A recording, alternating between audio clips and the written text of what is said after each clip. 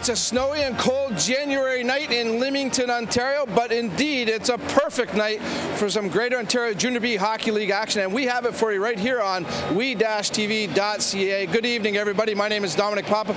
Joining me is our analyst tonight, Jamie McDermott, and it's the Leamington Flyers hosting the defending Sutherland Cup champions, the London Nationals. And Jamie, couldn't ask for a better game actually tonight. You have the London Nationals, the defending champions, against a very strong Leamington Flyer hockey club. This is the sixth and final meeting of the regular season between these two teams. Leamington holding the season series edge 3-2. What can we expect tonight? I think you're going to see a fast-paced hockey game tonight, Dom. Both these teams are well equipped for the big ice surface like this, as London plays the same kind of rink as Leamington does at the Olympic ice size down at the Western Fairgrounds. So I think we're in for a fast-paced hockey game tonight.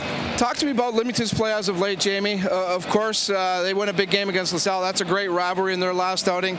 This team's ready, pretty much ready for the playoffs. They still have a chance at first place. Is that the rallying cry for Coach Porosky? I think that's their main focus right now, is to continue the pace they've been on for the last 6 or 7 games. They just before the holidays there, they were into about a 5-game slump, but as of late they've been really pushing forward, and I think they got their eye on first place. So I think you're going to see a strong Leamington team tonight. Yeah, maybe a little bit of desperation in their game. As for the London Nationals, some significant changes in their lineup. They bring in former OHLer Michael Welly. Of course, he played with the Windsor Spitfires and the Plymouth Whalers. He brings a lot to the table, adds to the depth that's already a strong roster there, Jamie. Oh yeah, London every year around this time of the year, they make a few key additions, but they're in that area up there where they have the university to draw from, and of course they got the London Knights sitting right there too. So they're always stocking up for the playoff run, and I think you're going to see some of that good hockey tonight.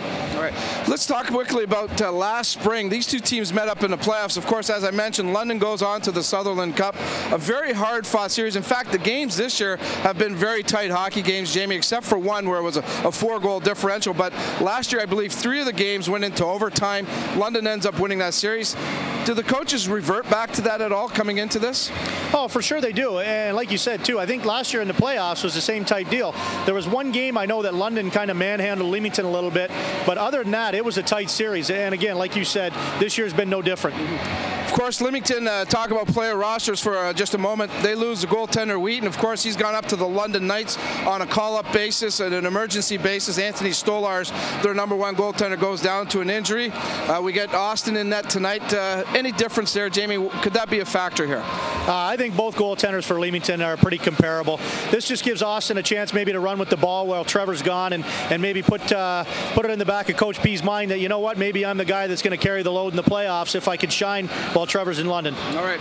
We have a great play-by-play team in place to call the game tonight. We're going to check in with them, get their thoughts on tonight's hockey game. Let's go upstairs to the broadcast booth to Vince Liberti and Lee Jones. Guys? Thank you, Dom. I'm Vince Liberti. That's Lee Jones. And as Dom mentioned, the last few games have been very, very close, within 2 goals or less. And in the standings right now, the Leamington Flyers sit 3 points back of the LaSalle Vipers in the Western Conference, but London very close behind, only 6 points behind Leamington. So Lee, tell me how this game tonight can hold such significant implications on the playoffs. Well, a lot of it has to do with home ice. You know, when you get your home ice advantage with the different size of rinks we have around the league, it's going to mean a lot. So I know London, they're right on Chatham's heels, and Chatham's on our heels. And the top 4 teams, we could do a lot of adjusting here. You got Chatham, a very small rink. So in LaSalle, they got an NHL, but us in London, like Jamie said, you know, we're Olympic size. So home ice advantage could mean a lot. Well, there you have it, folks. That's Lee Jones. As we can expect, tonight's contest is going to be a very gritty one. So stand by. Dom, you can take over from here. Thanks a lot, guys. We look forward to your call there tonight. Our play-by-play team, Vince Liberti and Lee Jones. 2 great hockey minds up there, I'll tell you, right, Jamie? So they say. Yes. Let's talk quickly before we get back to setting up this game, Jamie. Let's quickly take a look at the standings. We're getting into the stretch run of the regular season, of course. This is game number 40 for the Leamington Flyers. They're sitting in 2nd place, 3 points behind the LaSalle Vipers coming into this, but they do have 2 games on hand, one of those games being played here tonight. You mentioned it earlier, you alluded to it earlier, Jamie, how important first place is to the Flyers. They have a good shot at grabbing it. Let's quickly go through the standings. You could see LaSalle sitting in first place right now. Again, 3 points better than the Flyers. Then you've got Chatham, who won big last night in LaSalle, pounding the Vipers 8-1, and London sitting in fourth place. I don't know if London's going to be able to move up or not, Jamie, but fourth place is where they're sitting right now. You've got, I believe it's Sarnia after that, St. Thomas, St. Mary's, and Lambton Shores rounding out the standings. Any surprises there at all, Jamie? You know, I thought that maybe Strathroy would be a little more competitive up near the top than they are, just from playing in that small barn that they play in. It's a very tough place to play. I know anytime we've been down there on the road, it's, I'll tell you what, goals are, they're a big commodity down there because, like you say, it's such a sloppy game and such a small building. So it really shocks me that they're not right up in contention with the top 3 spots. Aside from that, I think the 3-horse race you see at the top was pretty much expected. Yeah, LaSalle, Chatham, or LaSalle, Leamington, of course. I think LaSalle may be a little bit of a surprise, though, Jamie, is playing as well as they have all year. At the beginning of the year, no doubt. I mean, the start that they jumped out to, yeah. I mean, even Billy Bowler will tell you that it was a complete surprise that they put themselves in the position they did. But as the season went along, you could see why that team was where they're at. They come to play every night. They're a bunch of hard-working kids that wear their or bring their lunch pails every night. So it wasn't a surprise to me, I guess, as the season went on that they are where they are. How much of tonight's game do you treat almost as if it's a playoff game, Jamie? Because, again, this is the final meeting of the regular season between these two teams. But, of course, you want to go in on a good note into the playoffs. Yeah, I mean, you have to be careful when you get that mindset because you don't want to set yourself up and then end up running into a hot goaltender tonight and losing this game, and then all of a sudden you think, uh-oh, what are we in for now with the playoffs coming? You want to go out and play the game that you know how to play, put your best effort forth, and then go from there and let the chips fall where they may. All right, well, let's go right into the keys of the game here tonight, Jamie. We haven't spoke about that just yet. For the London Nationals, what's going to be key for them tonight here? You talked about the speed on both of these teams. I couldn't agree with you more on that, but what is going to be the difference for the London Nationals to find a victory here? I think it's going to be trying to break through that Leamington team defense. Tony Porosky, as you know, prides himself on team defense, so I think it's going to be gaining the zone and trying to work that puck down low against a tough Leamington defense and getting some pucks to the net with some traffic. Okay. And if you're the Flyers, I guess you just alluded to it, maybe the defensive side of things. Is that the importance for Coach Porosky and the Flyers here tonight to bring that A game and maybe find something else? Yeah, I think Leamington's going to have to capitalize on their chances that they get offensively, but again, maintain that team defense and limit the high-powered offense that the London Nationals bring. All right, good stuff, Jamie. Appreciate your help. We'll check in with you during the intermissions tonight and look forward to your call here this evening. Okay, thanks, Tom. All right, Jamie McDermott, our analyst here tonight. We're going to take a quick timeout. When we come back, we'll come back to the Heinz Arena live Greater Ontario Junior B Hockey League action right here on we-tv.ca.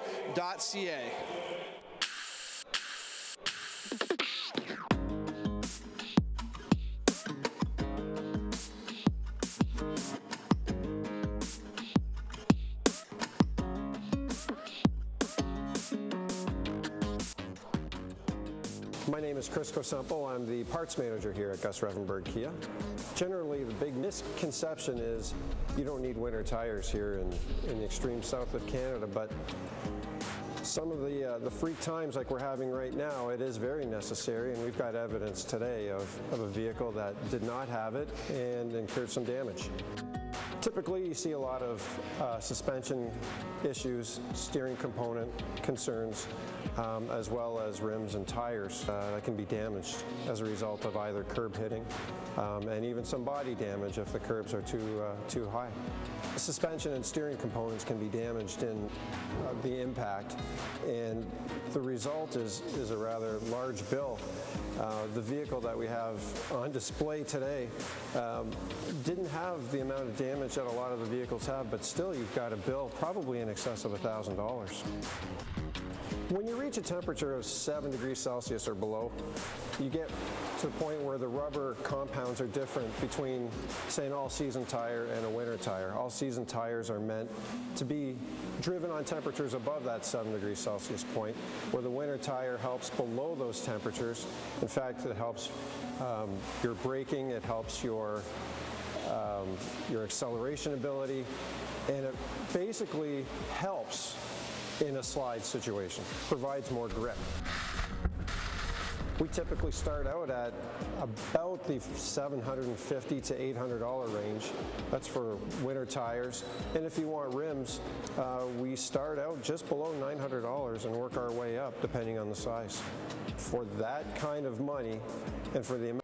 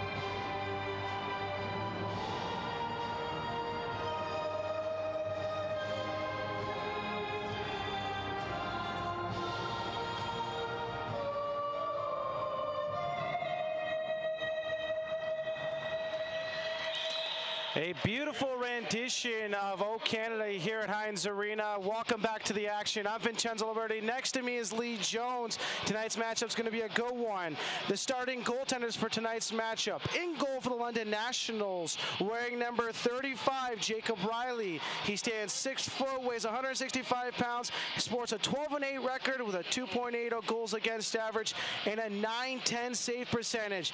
200 feet on the other end of the ice. Starting in goal for the Leamington Flyers is number 1, Austin Rodebush. He's 6'3", 200 pounds, sports a 15-3 record, 2.24 goals against average, and a .923 save percentage. Yeah, tonight, Vince, our referees, we got 2 pretty good veterans here in Ron Provo and Greg Campbell. The lines with our AJ DeSantis and Wade Peche. We're underway here quickly as McGee takes a shot from the point, flutters by. Into the corner it goes. Puck comes out front, cleared away by the Nationals. As they break out over center, dump it into the far zone. The Leamington Flyers quickly regroup. As we see Grignot, pass is picked off by Gadzek, and he's planted into the glass by Seguin. Seguin picks the puck up, nice little move at the red line. They thought they stayed onside. Offside they go. Tonight, Vince, it's going to be a pretty good matchup like Jamie and Don were talking earlier. You got London coming off to a big victory last night over Strathroy, 5-0. Our last game, last game was last week, so Leamington had a game canceled on Saturday due to the weather, so they should be hungry too. Puck's played again near boards. Kelsey pinches it off. No one knows really where it's at. Play's blown dead. In this series, though, we've seen it. Don mentioned it earlier in the pregame how most of these games have been 2 goals or less, counting the 5-1 win in the first meeting between these 2 teams during the season. So we should expect a nice tight game here as well. Yeah, both teams play in same size arena, so both teams are pretty quick. It should be interesting. Puck's cleared off the boards. Wilderman played nicely into the Leamington zone. Passes blocked, try to go out front. The scramble into the far corner. There's 4 guys right now. And Leamington emerges as Dalby gains control of it. Throws a saucer pass rink wide. Allen's the first man there, and early on we're seeing a lot of body contact as it plays offside at the London blue line. Maybe tonight we might not see some speed. Maybe a lot of roughness out there. Look, like you said, there's been some pretty good body checks already, only not even 2 minutes in the game. Goals will definitely be hard to come by as London wins the face-off.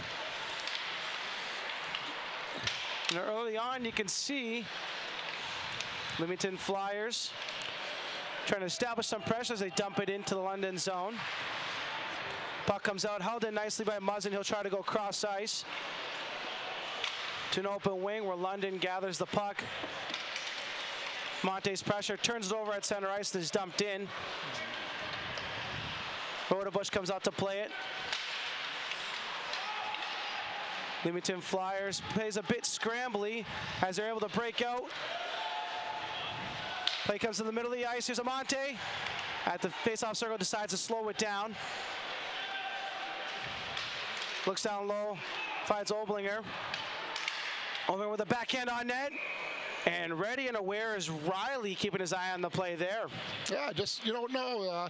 Nate there, he just threw it at the net, hoping for a rebound or a little squeaker in there. But that was a nice save. He'd get the play stopped.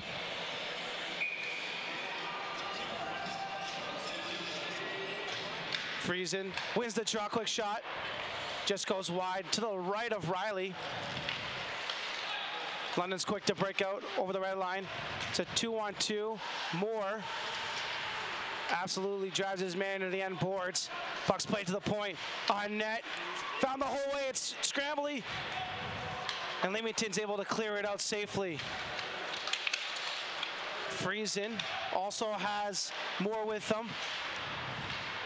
It's end-to-end action so far. We got 16:56 remaining. A shot on net, sails wide, and Riley wisely covers up.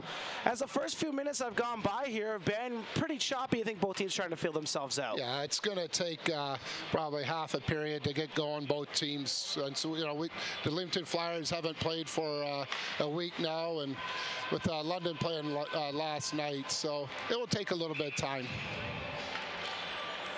Draws one by London, cleared around by Gadzik. Here's Seguin, makes a nifty move to the inside part of the ice. Able to get it down low by Spitaleri. Spitaleri at the hash marks. Seguin, back to Spitaleri. Shot deflected wide. Puck bounces to Riley, and he once again covers up. Yeah, if it keeps going like this with all the whistles, we might be here for a while. Both these teams, you think, filling each other out, don't want to make that first mistake, but you see Leamington establishing some pressure early on. Spitaleri leans in, wins the draw, but London's able to intercept, and they'll dump it in. No ice. Giving chase, number 23, Matt Wellman. Lombardi at the point, shot on goal. Great save with a nice left pad by Rodebush. Leamington Flyers trying to break out as Seguin currently has it. And absolutely rocked is number 90, Dylan Seguin. Got caught with his head down, but he's quick to get back to his feet. Puck behind the London net. Played the hash marks. Nice open ice hit there, Vince. Both teams playing the body early on as the puck squirts out to the neutral zone. Dumped in quickly again by Bouchard as both teams make their changes. London Nationals, Lombardi comes out one way. Dalby with the pressure, forces a turnover at the blue line. Puck doesn't get out. Nationals pick it back up in the neutral zone. It's 2-on-2. Puck thrown to the net. Net comes off its moorings. Either way, Rodebush covers it up, keeps it safe for the Leamington Flyers. Yeah, that was an impressive open ice hit. Nice check. He got his shoulder right into his chest. Nothing dirty. That's what I like. You know, checks like that, that's great in hockey. Avoids all the head contact. Don't even have to worry about it being questionable. Clean, and every hockey fan likes it. A shot on goal. Gets Rodebush up high, but he's able to corral it and cover up. Looks like he's feeling a little bit there, Lee. Yeah, it looks might have got him up in the shoulder, around the collarbone, underneath that mask, but he'll shake it off. Austin Kemp takes the draw against Dalby. 3 or 4 bodies scrambling for the puck. London's able to get to the hash boards. Dalby gains control into the neutral zone, and he'll dump it in. Losing his footing is quick. Allen with Kosovos all over him. Puck comes out front, cleared away by London. And the hitting continues, one hit after the other, as looks like Bayshard and Kemp restoring the rivalries from last game. Yeah, they're really getting some nice hits here. Might get a little nasty a little later on. Oblinger pursuing, plays a bit choppy as Scott tries to get control. Hopkins has it. Monte finally slows it down. Makes one move, he'll break it at the top of the circle. Knocked away by Gadzik. Here's Muzzle with a shot on goal. Doesn't get all the way through, and London comes back the other way. Robinson with a flutter puck on net. Easily picked out of the air by Rodebush. Yeah, I think just the 7 minutes into this period, I think Leamington's had a couple of probably not great goal chances, but, you know, they are having the better chances right now. Scott leans in for the face-off.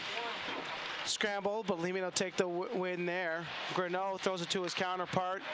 Scott chips it in deep for the Flyers. Out comes the play, it is Riley. Puck comes around the boards, out to center ice. As check that McGee. As Greneau finds his winger. Puck's off skating into the visitors' penalty box. Plays a little bit choppy here with 13:19 remaining in the opening period. Yeah, with a lot of whistles. So, like I said earlier, this might be a long one. We'll definitely be here to the end on we-tv.ca. That's where you're watching this one from. Friesen wins the draw. Calcio played in deep. And once again, the Leamington Flyers are on the attack. Friesen meets his man. London's able to get it out. Passero goes cross ice. Finds Eli. Eli has it still. Plays it down low to Warrod. Warrod to Lombardi. Shot on goal. Through traffic, saved by Rodebush. Yeah, I see number 1 or 21 there for the Leamington Flyers. That's Brett Markham. He's up from the Windsor Midget AAA team. He's been up for Leamington probably, I'm going to say, 4 or 5 games. He's done a good job every time he's come up. The ripe age of 15 years old. Yeah.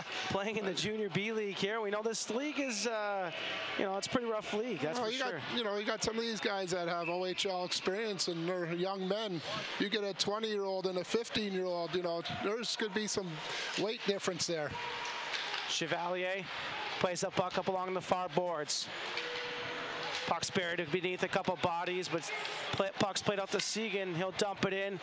2 Flyers on the far side. Segan, Spitaleri tries to find him. In front of the net, Kane, he still has it. Puck comes out front. Pass is broken up by the Nationals. Off the glass and cleared out. And that'll be all 5 for the London Nationals as they get a quick change in. Leamington regroups. Spitaleri in the middle part of the ice. This line here, Vince, for the Leamington, they've been putting a lot of pressure on them. Oh, Segan in front of the net trying to get a shot off. It looked like Dylan fanned on that. And might have been a little bit of an obstruction from number 7, Matt Doughty. But either way you look at it, it's a fan shot in front of the net. Well, we'll check out the replay here. Yeah, you got Spitaleri coming in wide here. He made a nice play to get it out front to Dylan there, but I think Dylan just fanned on it. But that line is really creating some chances this game so far. Quick up along near boards right in front of the penalty box. Kosofis goes over to Doughty. Doughty regroups behind his own net, and here come the Nationals. Doughty will flip it up to the Leamington blue line. Kicked around at center ice, finally corralled. Leamington kick control Muzzin in front of his own goaltender. Goes cross ice. quick going wide. Puck comes up front of the net and cleared away by the Nationals. And once again, we're going to have an icing call here. No change for the London. And yeah, so far, with 11:18 remaining here in the first, it's been choppy, but looks like Leamington has a few more of the opportunities. Yeah, right now they do. They're playing, they're getting the puck wide and getting it deep and having a good forward check, which is giving them some opportunities to score. Scott, Amante, Oblinger, Greneau, and McGee out on the ice right now for the Leamington Flyers. Oh, the referee gets sandwiched in between Campbell, and he's grimacing there. Crowd giving a few cheers. Puck comes out front, shot, and Amante had a chance there. But Dottie and Amante, now they're exchanging words. The linesman quickly to get in between them, trying to keep the game under control. And Dottie still has a few words to say to Amante, and that's it. Campbell steps in, and he'll issue offsetting penalties. Yeah, Mitch. We're going to see Campbell here. Okay, it just goes, Leamington recycles it down low, and poor Soup there got in the middle of it. He'll be all right. We can laugh from the broadcast booth, but I'm sure we would be laughing at harder if we were on the ice ourselves. No, I don't think that's the first time Soup's got hit before in the game. It looks like we're going to have offsetting minors, as both teams have 5 of side. So with 10:56, oh, maybe not. Well, maybe. No, it looks like Wintz is going to get the extra 2. Yeah, Mitch got the extra 2. Not too sure for what. Maybe it was he got the original. I didn't see it. Oh, 10:56 remaining in the opening period. We got our first power play. The Nationals win the draw. Here's Fuller to Pissarro. Mishandles it at the blue line, still is able to keep control. Pissarro once again guarded very closely. Hopkins out there with Eli and Bauer complete the power play unit for the Nationals. Shot from the point from Pissarro, kicked away by Skate. And Pissarro almost gives it up. This was Pissarro. He just come to London Knights at the trade deadline from Fort Erie. Play in front of the net, steered aside by Rodebush, and Leamington will clear it down the ice. Oblinger goes off for a change. Nationals try to take advantage. Here's Eli. Finds Hopkins, back to Eli. Pass off front, broken up. Back to Pissarro. Shot from the point. Tipped up front, scrambled. Goes to the right of Rodebush, and we got a penalty on the play. Interference call, and it looks like it's going to be to the London Nationals. Yeah, it looked like goaltender interference. And that'll negate the minute and 2 seconds remaining on the Nationals power play, and we'll give the Leamington Flyers a power play. Yeah, it looks like Pissarro got the puck to the net. Yeah, right there. He got right there when the puck was going in the corner, and Tuffin gave Rodebush a little shove. Good call. Face-offs down the other end of the ice. Segan, Spitaleri, Chevalier, and Bayshard out there as we play some 4-on-4 hockey. You know, just on that power play, you had the London Knights. They're 16th overall in the whole Junior B division, and with Leamington 12th. So that's going to go on. Looks like we got delayed penalty again on London. Chevalier on low, just over the net. And a second ago there, we saw Spitaleri cut wide and then cut in hard, make a scoring opportunity there, but he draws a penalty, and first it was a lot of whistles, and now it's a lot of penalties. Yeah, well, that was a nice play on Spitaleri there. He got him wide, and he cut to the net. He tried to get a shot, then a little interference there, which was a good play on Spitaleri, going hard to the net. And with 9:29 remaining here in the opening period, we're going to play a little 4-on-3. Yeah. Why not? A lot of ice out there right now. Hey, do it like you do in the pond. Some got called home from dinner, you got to play, right? Yeah, that's right. You got Leamington. They're 3rd overall in the whole Junior B circuit on the power play, so this could be interesting. Good time to get ahead. High potent offense from the Flyers against a high potent attack from the Nationals. Segan Dalby and Oblinger on the ice for the Flyers. Fuller, Whaley, and Gadzik opposed for the Nationals. A lot of people in the Essex County, I remember Mike Whaley, an ex-Windsor Spitfire. That is correct. Playing here with the London Nationals. Oblinger, big shot from the point, save, rebound, over the net goes Segan. Yeah, Alex had an open net there. Just back in or over the net and into the mesh. A very late Christmas present from the hockey gods, and he puts it over the bar. Yeah. 5-on-3 for Leamington Flyers. Just going back to Whaley, he was with the Western Mustangs, so I'm not too sure what happened there, but that was a big pickup for the London Nationals. Very speedy, very energetic hockey player. Dalby cross ice. Oh, heads up. Puck goes off the glass, just missed the official. Quick has it. Check that Spitaleri. No, it's Quick. Oblinger to Dalby. Dalby 5-on-3 here now. For another 31 seconds. Oh, trying to go backdoor to Segan. Pass can't connect. Back to Oblinger.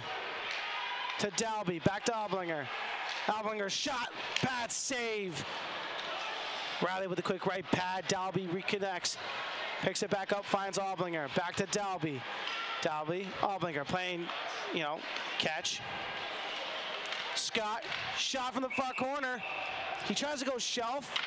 Great save by Riley. Yeah, Dalby and Oblinger, they're trying to get Leamington moving around and hopefully get a 2-on-1 down low. We have a 5-on-3 for 5 more seconds here with 8:03 remaining in the first period. Glad to have you along. It's we-tv.ca, the broadcast. Here's listen to online. As Friesen wins the draw. Muzzin thinks about shooting. Shot on goal. Rebound. Cleared away. But held in by Muzzin. Muzzin gains control, throws it down low, finds Friesen. Friesen still has it, peels away from his man, tries to cut inside. Nice play there on Muzzin to keep it in. Play in front of the net. Shot, rebound. Oh, great save, Riley. He goes right to left, and people are complaining he threw the net off, but if you watch that replay there, you'll see the net actually came off when he slid left to right. Yeah, either ref seen or the linesman, the net was already off. He just made it obvious. As we see Muzzin here, puck comes off front, and right there you see the net's off. Yeah, it was already off. Jacob Riley's making some big saves, keeping London in the game right here on the power play. Muzzin down low, Friesen, quick little back pass. Puck comes back out to Muzzin, he'll dump it right back in. Moore takes out his man, Friesen picks it up, thinks about going out front, but doesn't. Moore makes contact first with Kemp. London Nationals, Ratcliffe once again loses it. And Kosovos will go back in retreat for the Nationals. Full sail change for Leamington Flyers. And he's absolutely rocked. That was a nice forward shock on Colin Moore. That defense, he'll keep his head up in the rest of the game. Leamington establishing some pressure here, but a lot of Nationals able to turn it over. Here's Hopkins' shot. Just squeaks over the bar. The great left glove save by Rodebush, and he kind of stumbles back and knocks the moorings off. I think we're going to have a great goaltending battle here tonight. Both goaltenders are coming up with some big saves. 6:44 remaining here in the opening period. Heinz Arena, it's Flyers Nationals live on we-tv.ca. Glad to have you along. I'm Vince Liberti. Next to me is Lee Jones. Should be a great game. Yeah, we've got another great crowd tonight for this game tonight. The puck's played into Leamington bench as it deflects off the Nationals and out of play. Yeah, it's great to see the people starting to come out and enjoying this hockey. Leamington Flyers have got 2 great owners, really treat the team well, and they've, got everybody coming down to the rink and watching a game. You can't ask much out of Abe Fair and Jake Fair. 2 great people, great owners. Draws won by the Flyers, dumped in quickly. And we've seen this all night as the Flyers continue to attack, trying to create some physicality here. Puck squirts out to the neutral zone. Seguin will just tip it in. Spitaleri forces Riley out of his cage. And the hitting just keeps on coming. Chevalier takes one. A little extra stick work there. Here's Seguin all over his man. The feet are constantly moving. Dalby loses the puck at his own line. Ratcliffe has it. Makes a nice few moves. Finally gets across ice. Shot from Shipley.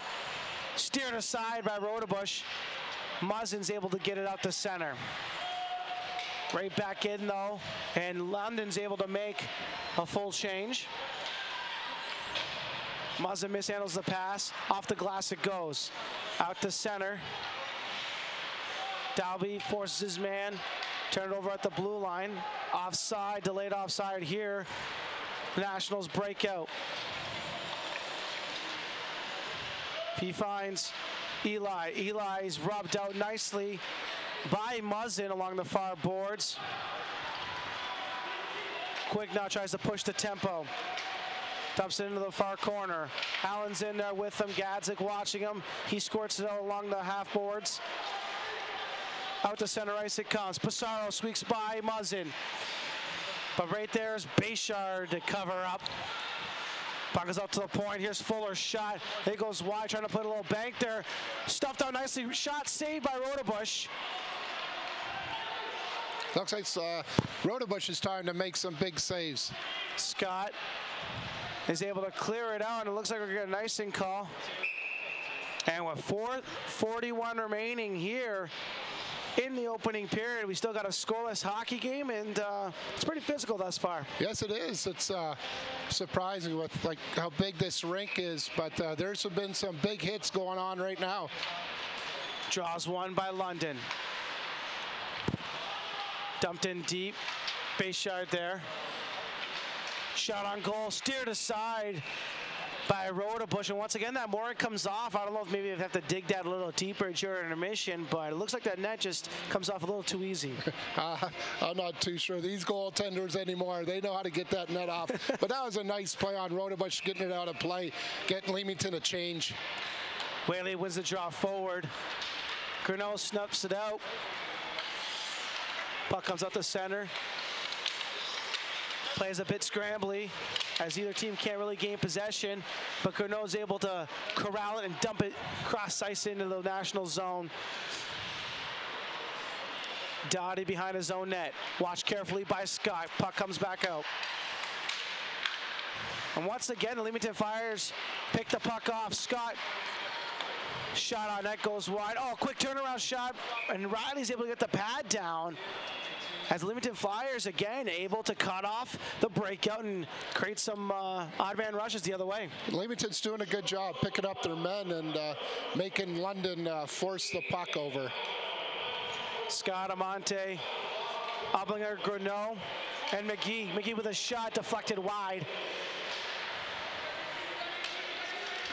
Oh, we're going to get a delay penalty here to Shipley. Looks like he might have got his stick up.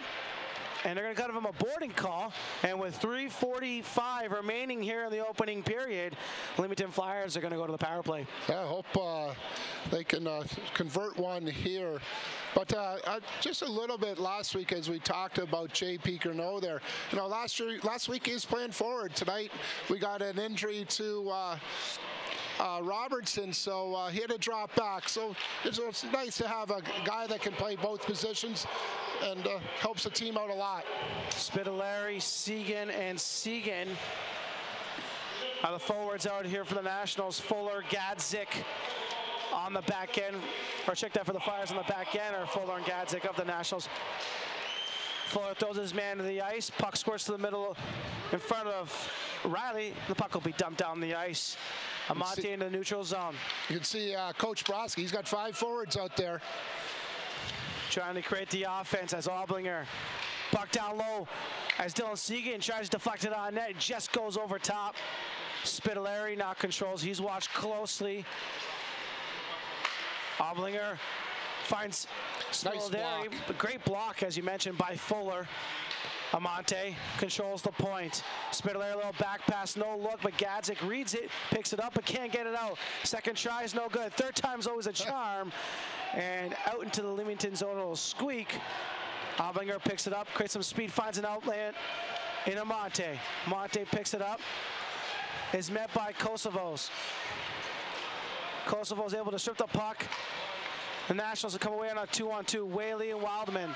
And Whaley's just going to kill the clock here. A smart move, a veteran move, as he sneaks through a couple Leamington Flyers, and through that he's just drawn a penalty. I'm not too sure what that penalty is going to be called. Could possibly be a hook, we're not too sure, but right now Leamington's got to touch the puck. Nationals play with it in their own zone. Dottie's behind the net. Looking possibly to try to keep it away from Leamington as long as they can. Maximize their power play effort, and with 1 minute and 56 seconds remaining here in the opening period, Leamington's going to go to the box. Looks like it's going to be quick here, and we got a hooking call. Huh. Well, must have missed it. That's all you need there, folks.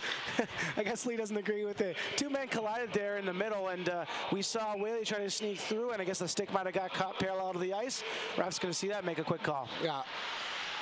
Puck's into the corner, trying to be tied up there by Kessley. Puck's out to Fuller. He waits, finds Pissarro, shot on goal. Goal, toe save by Rodebush. Talking about the flexibility in his game as the puck gets out the center.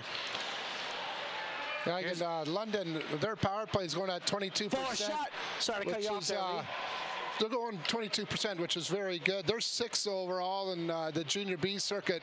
That was a nice shot for Austin to save right in the flyer. Yeah, those are the easy ones. That's exactly right. Fuller wound up just above the hash marks, and Rodebush met him and took it right in the belly, where he wanted, actually. You got to give Austin credit. He was outside that blue, so it wasn't much for him to shoot at, and he's a big boy. Got to have confidence your goaltender. He's able to come out as the puck comes out the center. Fuller. The Nationals here on a power play have 1:12 remaining in it as Bauer, Hopkins, Pissarro, Fuller, and the puck goes into the crowd and out of play. 1 minute and 1 second remaining here in the opening period. $1:05 remaining on the power play for the London Nationals. Yeah, I think if both teams come out of here even, I think both coaches will be pretty happy with the amount of penalties that have been called, and so I think they'll be happy. Essex is going to, Essex, Leamington's doing well right now in the power play. They're 3rd overall, so. Pissarro shot on net. Actually hits a man in front. Puck comes back out, Rodebush. And it's an absolute scramble as the puck finally gets to the corner. And Oblinger is hit twice up high. No call. He doesn't like it. He looks a little bit shaken up on the play.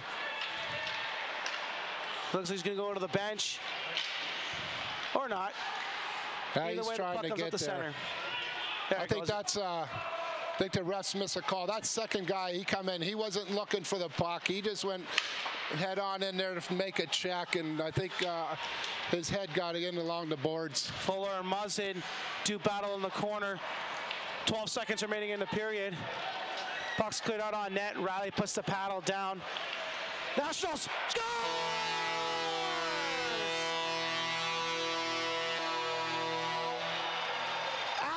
Friesen takes full advantage of what would have been a perfect period by Jacob Riley. He fans on the clearing attempt. He's Johnny on the spot and puts it right into the goal. We'll see it here on the replay. Take it away. Alex, he's just waiting to, I'm not sure what, I guess he better not play the puck too much, but that hurts. You know, it's 3.9 seconds left in the period. 12 seconds left on their power play. You know, that hurts. That's got to be demoralizing. Yeah. It really has to be. 3 seconds left, and your goalie gives it away. Yeah. Especially after the period he's had. He's made some big saves on the power play, so they'll regroup. Don't worry, he's played well.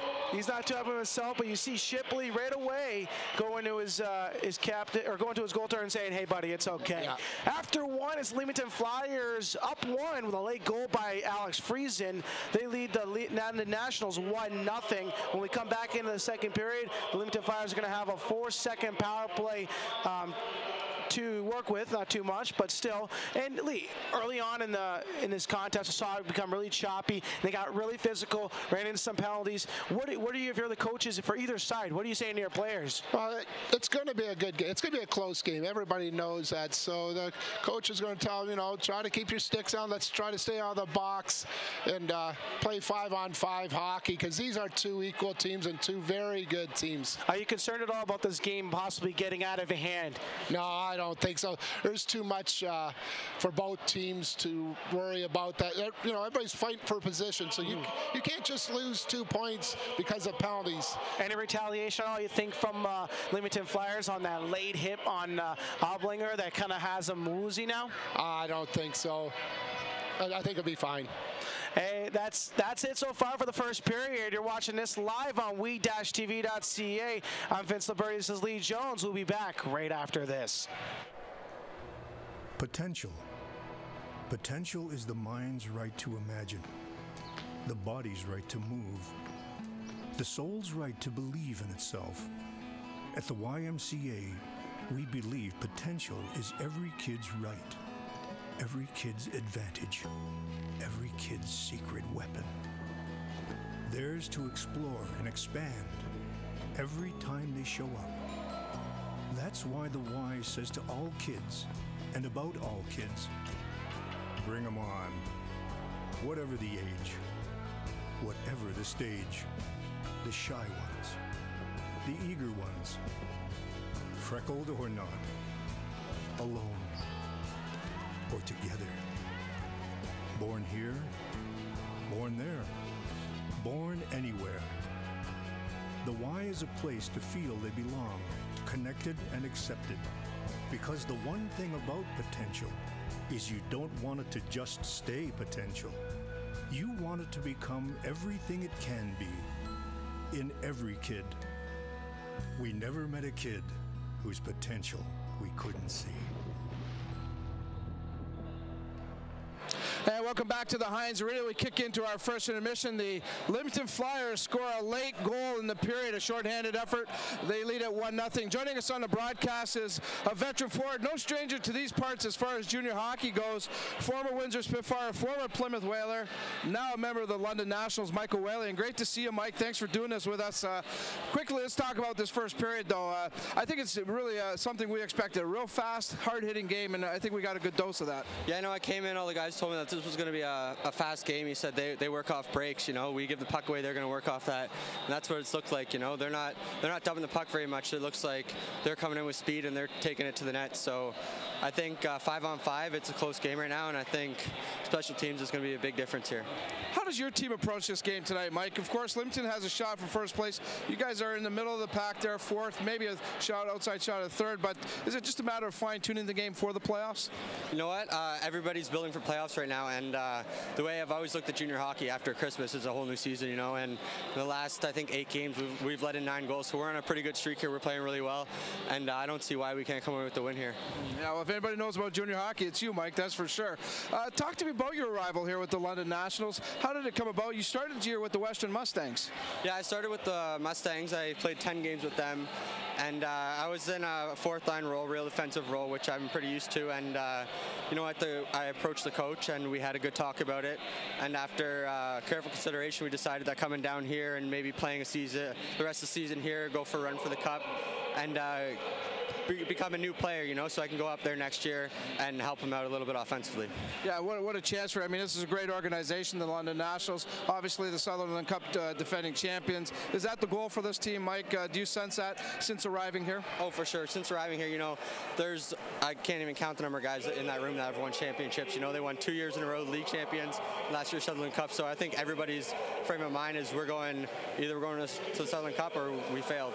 You have great experience at this level of hockey. hockey, Mike.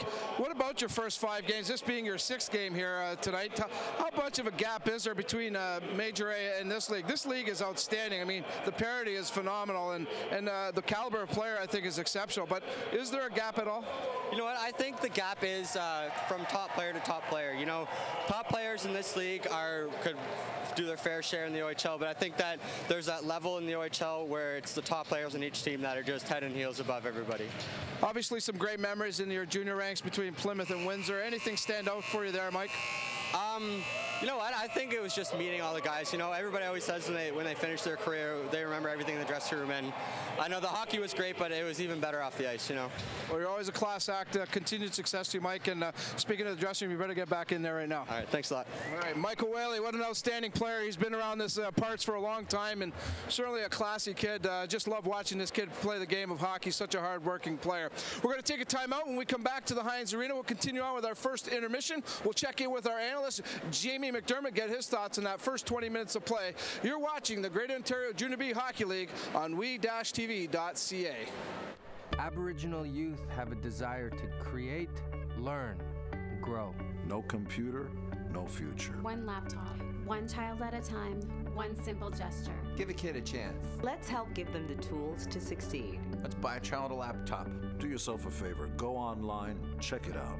I got a laptop! Find out how you can help. Visit the website today. I got a laptop!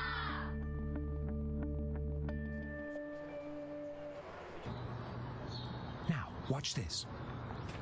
There, look. There's that expression on her face.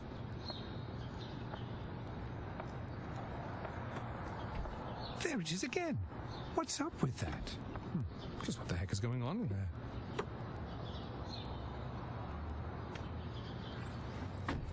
There it is again.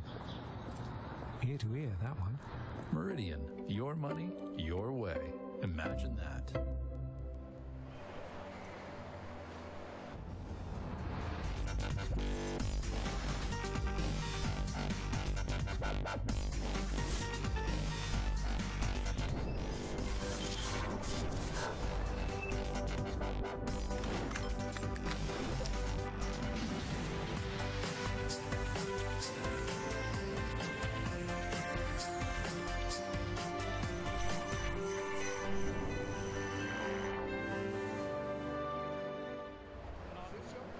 This is our town. There's nowhere else quite like it. It's a strong town, a resilient town, the kind that takes its knocks and always bounces back. This is our team. It's a tough team, a hard-working team. And like our town, it takes everything you throw at it and keeps coming back for more. There's no other town quite like Windsor. And there's no hockey like Spitfires hockey. It's not too late to start your post-secondary education at St. Clair College. We have everything you need to help you register for this September. Not sure what career path works for you? The knowledgeable staff in our admissions office can help you make that choice. Just bring in your transcripts and we'll get you started. We're here Monday through Thursday, 9 a.m. to 5 p.m. and Fridays from 10 a.m. till 4. For a list of open programs, go to our website at St. Clair College. Our focus is you.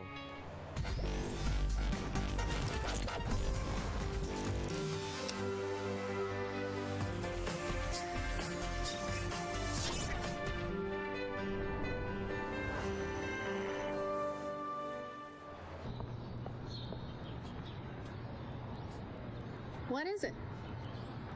Is it a bank? Kind of looks like a bank. She just handed him some money. It's a bank. But people are smiling. Not a bank. Not a bank. Meridian, it's neighborhood banking reinvented. Come see for yourself. You know, through the door, inside. Meridian, your money, your way. Imagine that.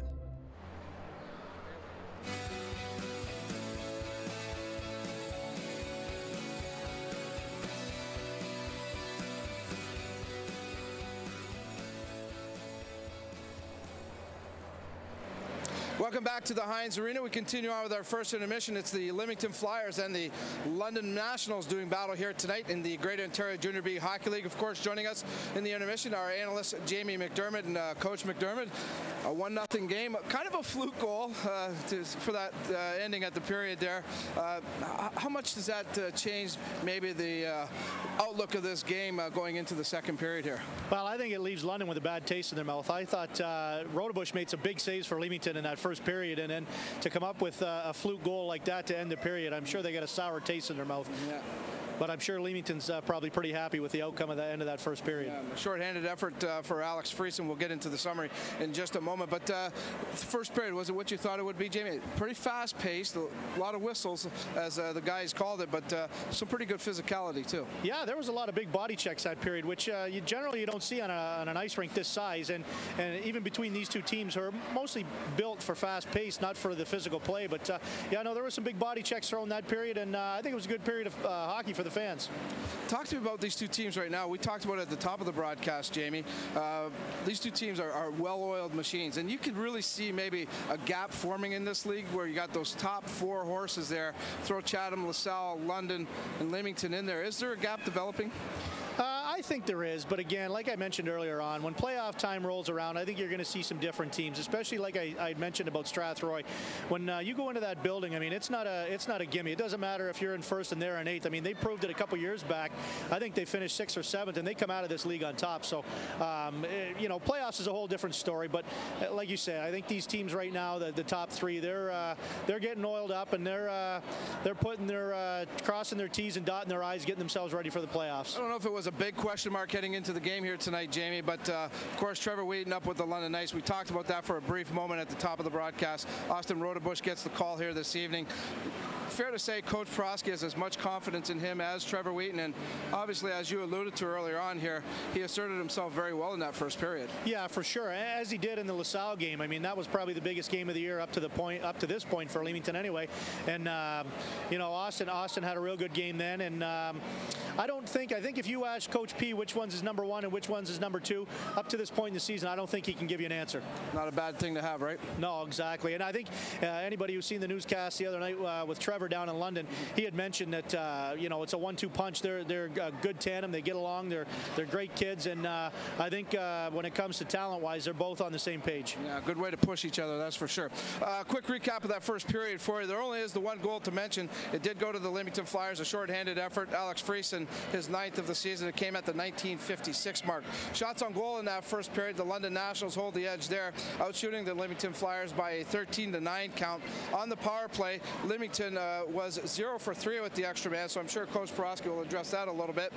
London is 0 for 1. They're working on their second power play. They'll start the second period with 8 seconds remaining on that second power play. As mentioned, they're 0 for 1. Again, this is game number 40 for the Leamington Flyers. If they can hold on to a victory here tonight, they'll pull to within a point of the LaSalle Vipers. We're going to take a quick timeout. When we come back, we'll finish up with the first intermission. You're watching the Greater Ontario Junior B Hockey League on we-tv.ca.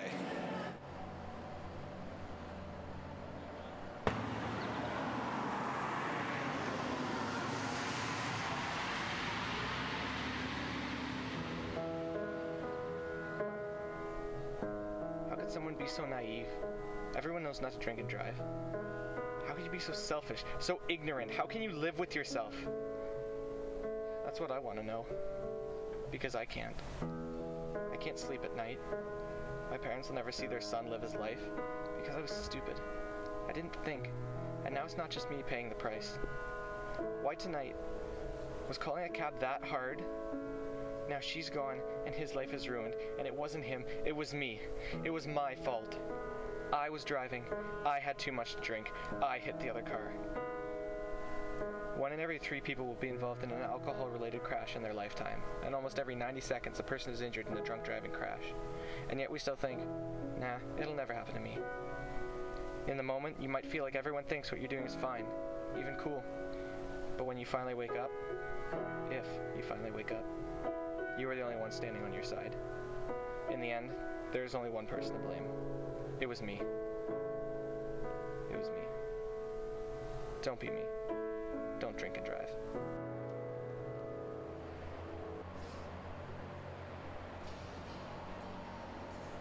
Welcome back to the Leamington Heinz Arena, the site of Greater Ontario Junior B Hockey League action here on we-tv.ca. Dominic Pop along with Jamie McDermott. Our first period has been completed between the London Nationals and the Leamington Flyers. The Flyers come out with a 1-0 lead. Two other games we are following tonight in other leagues. Well, one other game in the Western Conference of the GOGHL, and that is the Sarnia Legionnaires are hosting the Lambton Shore Predators. After the first period there, the Legionnaires leading that one 2-1. That a winnable game for Sarnia, I would say, Jamie. It is, but you got to be careful. That Lambton Shores team, they're battling for the last playoff spot, so they're like a desperate hockey team. So that one's, I don't think that one's over yet. Okay. The other game we are following this evening, that's on Windsor at the Windsor Family Credit Union Center. That's where the Windsor Spitfires are taking their act up against the very good young team, the Kingston Frontenacs. And after 20 minutes of play there at the Windsor Family Credit Union Center, the Spitfires on a goal by Brady Vale, his 24th of the season, gives the Spitfires a 1-0 lead after 20 minutes of play there. The Spitfires right now holding down second place in the West Division, also looking to maybe move up in the standings there, Jamie, to get to that fourth spot where they can get a home ice advantage in the first round of playoffs. It's going to be tough. They're sitting in the sixth, I believe the fifth or sixth seed right now, but fourth is reachable. Yeah, you know, they've been playing pretty good as of late, so I think Bobby and Warren and the boys, they got them geared up to know that they need to get to that position to get where they want to be, and they're in tough again Saturday night. They got Guelph coming into town, and the former Leamington Flyer goaltender Matt Mancina coming in. Not sure whether or not he's going to get the start, but he's back in town, so I'm sure he'll get a chance to come home and see all his friends, and of course Kirby's back in town, so I'm sure that'll probably draw a few people into the seats to watch him play. But yeah, no, the Windsor Spitfires, they're on the right track the last little while, and hopefully they can keep it going. Yeah, Coach Bugner's done a good job with that team this year. Again, a lot of people didn't know what to expect with the Spitfires this year, but they've played very well. Some people have been maybe thinking they've overachieved. I don't think so. This team gets some great coaching, and certainly there's a reason why they've played as well as they have. Right here, after 20 minutes of play, it's 1-0 for the Leamington Flyers. We're going to take another quick timeout. When we come back, it's the call of the second period. Vince Liberti and Lee Jones will have it for you. You're watching the Greater Ontario Junior B Hockey League on we-tv.ca.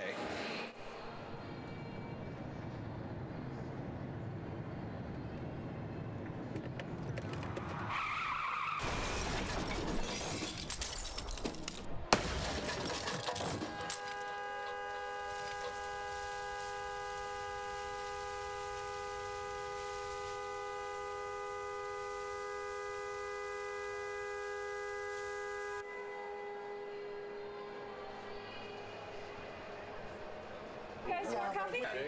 Some over here. Hey, where'd you get that scar? That? I got that in a bit of a fight in '98 there, JJ. Nice. I got Raymond, he's always bragging. He knows I got him beat over here with this one. I got blindsided. Look at that. That's nothing. Look at this.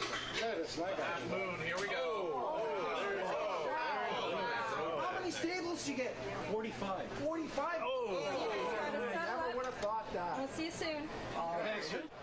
It's not too late to start your post-secondary education at St. Clair College. We have everything you need to help you register for this September. Not sure what career path works for you? The knowledgeable staff in our admissions office can help you make that choice. Just bring in your transcripts and we'll get you started. We're here Monday through Thursday, 9 a.m. to 5 p.m. and Fridays from 10 a.m. till 4. For a list of open programs, go to our website. At St. Clair College, our focus is you. Well, it's true that I fart, but I wouldn't call myself a farter. I'm a social farter. I really only do it when I'm out with my friends that fart. We hang out, we drink, we dance, just have some fun being together. Farting. Sometimes I'll use farting as an excuse to meet a guy. Do you want to go outside for a fart? We talk. We fart. Just because I fart at parties now and then, it doesn't make me a farter.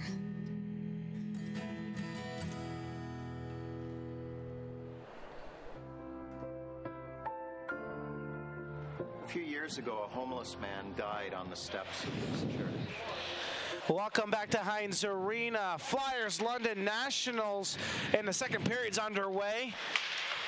Both teams had a good opening period, and we'll see if the heavy physicality will continue here into the second period. Both teams are now even strength. And we're a little bit scrambly here at the neutral zone. Hopefully the Flyers able to contain. They do move the puck around. Greneau, we mentioned him a few times already in this broadcast, playing forward last game, now back on defense. Puck played in neutral zone. London's able to pick it up. Here's Whaley. Whaley playing at Western at the beginning of the year, and something must not have worked out there. And it's a nice little find for the London Nationals as the Nationals retreat behind their own net. Leamington gets a quick change in. I think Vince, I think Whaley is a London native too, so works out in the favor for the Nationals to have a player of his caliber join the team. Always helps, especially defending champion, as the pass is picked off by Seguin. Quickly taken back by the Nationals, and they on the attack into the Leamington zone. Thrown high off the glass. McGee takes it on one hop. And here's Spitaleri. This line had a really good first period. They were really happy way to go. Seguin tries to go back door to his last name counterpart, Seguin. And he lost a stick on a play there. Nationals come back the other way. The attack is negated by Chevalier. Puck over to the far boards at the hash marks. Shot on goal, backhand. Rudebush steers it aside. Rudebush been solid in the first period and continues his good play here in the second. The Flyers are able to control. Kelsey, far blue line, has time, comes over the red line and dumps the puck in. Graham Kelsey, he's another American that we picked up this year. He's from Toledo, Ohio also, along with Rudebush and Oblinger. Leamington Flyers had a few kids try out, especially coming to camp that were from the States, and a few have been able to stick with this club so far, putting up pretty solid results as the puck's played to the neutral zone. In the Leamington zone it goes. Chevalier will backtrack and pick up the puck. A little backhand sauce, he'll find Kelsey. Kelsey to an open wing, Hopkins picks it up and right back into the Leamington zone. Chevalier wastes no time. Gets it back out, gets it right back. High off the glass it goes, hits Oplinger right in the back with it, but still comes out the center. That was a nice play on Chevalier. He had nothing to, no opening to give a good pass. Just get it high off the glass and get it out of your zone. Gotta get it out of harm's way. And into the national zone it goes. Scott, Oblinger, Amante, Bouchard, and Muzzin out there for the Leamington Flyers. Unable to hold the zone is Muzzin. Bouchard corrals it. Puck's almost given away by Scott. And again, the physicality is starting to pick up here. Robinson able to hold it in. No, he doesn't, and that's an offside. And with 6:43 to play in the second period, it's 1-0 Leamington on a very late first period goal by Friesen on a giveaway by the Nationals goaltender, Jeff Riley. Yeah, that was a little late Christmas gift, I think, to Friesen. But start of this period, looks like both teams still got a chip on their shoulder for each other. Nationals win the draw. Eli heard the footsteps coming, tries to get rid of it quickly. Muzzin into his own zone. Eli picks it back up. Muzzin meets him there. Doesn't go any further. Friesen picks it up, and out come the Flyers. Puck is tipped out the center. Moore. Muzzin. He's met by Fuller. The puck squeaks in to the Nationals' end. Nationals behind their own end. A little miscommunication, but they start out. Puck's thrown to center. Bouchard picks it up and dumps it right back in. Again, the Flyers continue to break up that first pass from the Nationals. So Fuller's going to carry it in himself and pursue it himself. Bouchard meets him. Two big bodies collide as Moore is able to pick up the puck along the near boards. Pissarro dumps it back in. Bouchard back behind his own net. Pissarro with a strong forecheck, a little hack and whack as he goes by. But Moore squeaks it out to center. Dump right back in, and it's a pad save by Rudebush. I think there's going to be some ice packs on the body tonight after the game. There's some little bit of stick work going Muzzin on. with speed, tries to find Markham, who's going without the name tag on the back of the jersey tonight. He's wearing number 21 for the Flyers. Pissarro, check that. Lombardi finds Tuffin, and out to the white ice comes Rodebush, and right into the breadbasket it goes. Hey, great job on Austin again. They're getting out of his crease, giving nothing for the London Knights to shoot at. All they do is hit him in the flyer. And as we mentioned, Rodebush, his mom is watching from Florida, so we welcome you to the broadcast. We say hello as you're watching this on we-tv.ca. Shots deflected wide. Shipley coming from the point. Puck goes all the way around and comes out the center. Plays a bit scrambly as either team can really gain control, but the Flyers finally able to do so. McGee. Outlet pass is off its mark. Nationals get it deep, and here's Whaley in pursuit. Gurneau goes back. Can't find the handle on it. He's sandwiched between two Nationals. Once again, pass is broken up at center, and into the Leamington zone it goes. Yeah, Allen's got to get a little bit of height on that to come across the ice so they don't get picked off. Quick dumps it in, and it looks like it hits almost Dottie in the chin. He flakes it off, though. As Quick, Spidlari go to work. Spidlari down low. Retains possession of the puck. Cuts into the middle of the ice. Turnaround shot blocked. And quick transition hockey. Ratcliffe into the Leamington zone. He's muscled off the puck by Chevalier. A strong stiff arm. And once again, here come the Leamington Flyers. That was a nice one-on-one play for Chevalier. As they exchange some words behind the play. Leamington breaks in. Bauer tries to saucer a pass into the middle of the ice. Can't do so as Kelsey breaks it up. Pass goes cross ice. He'll find Seguin. Seguin, Spidlari, and Seguin. This line's been done damage a lot. And it's been worked really well for Coach Borowski thus far. His puck's behind the net. Here's Hopkins. Looks like this game's starting to open up a little bit there, Vince. I think the first play we already had about 10 whistles.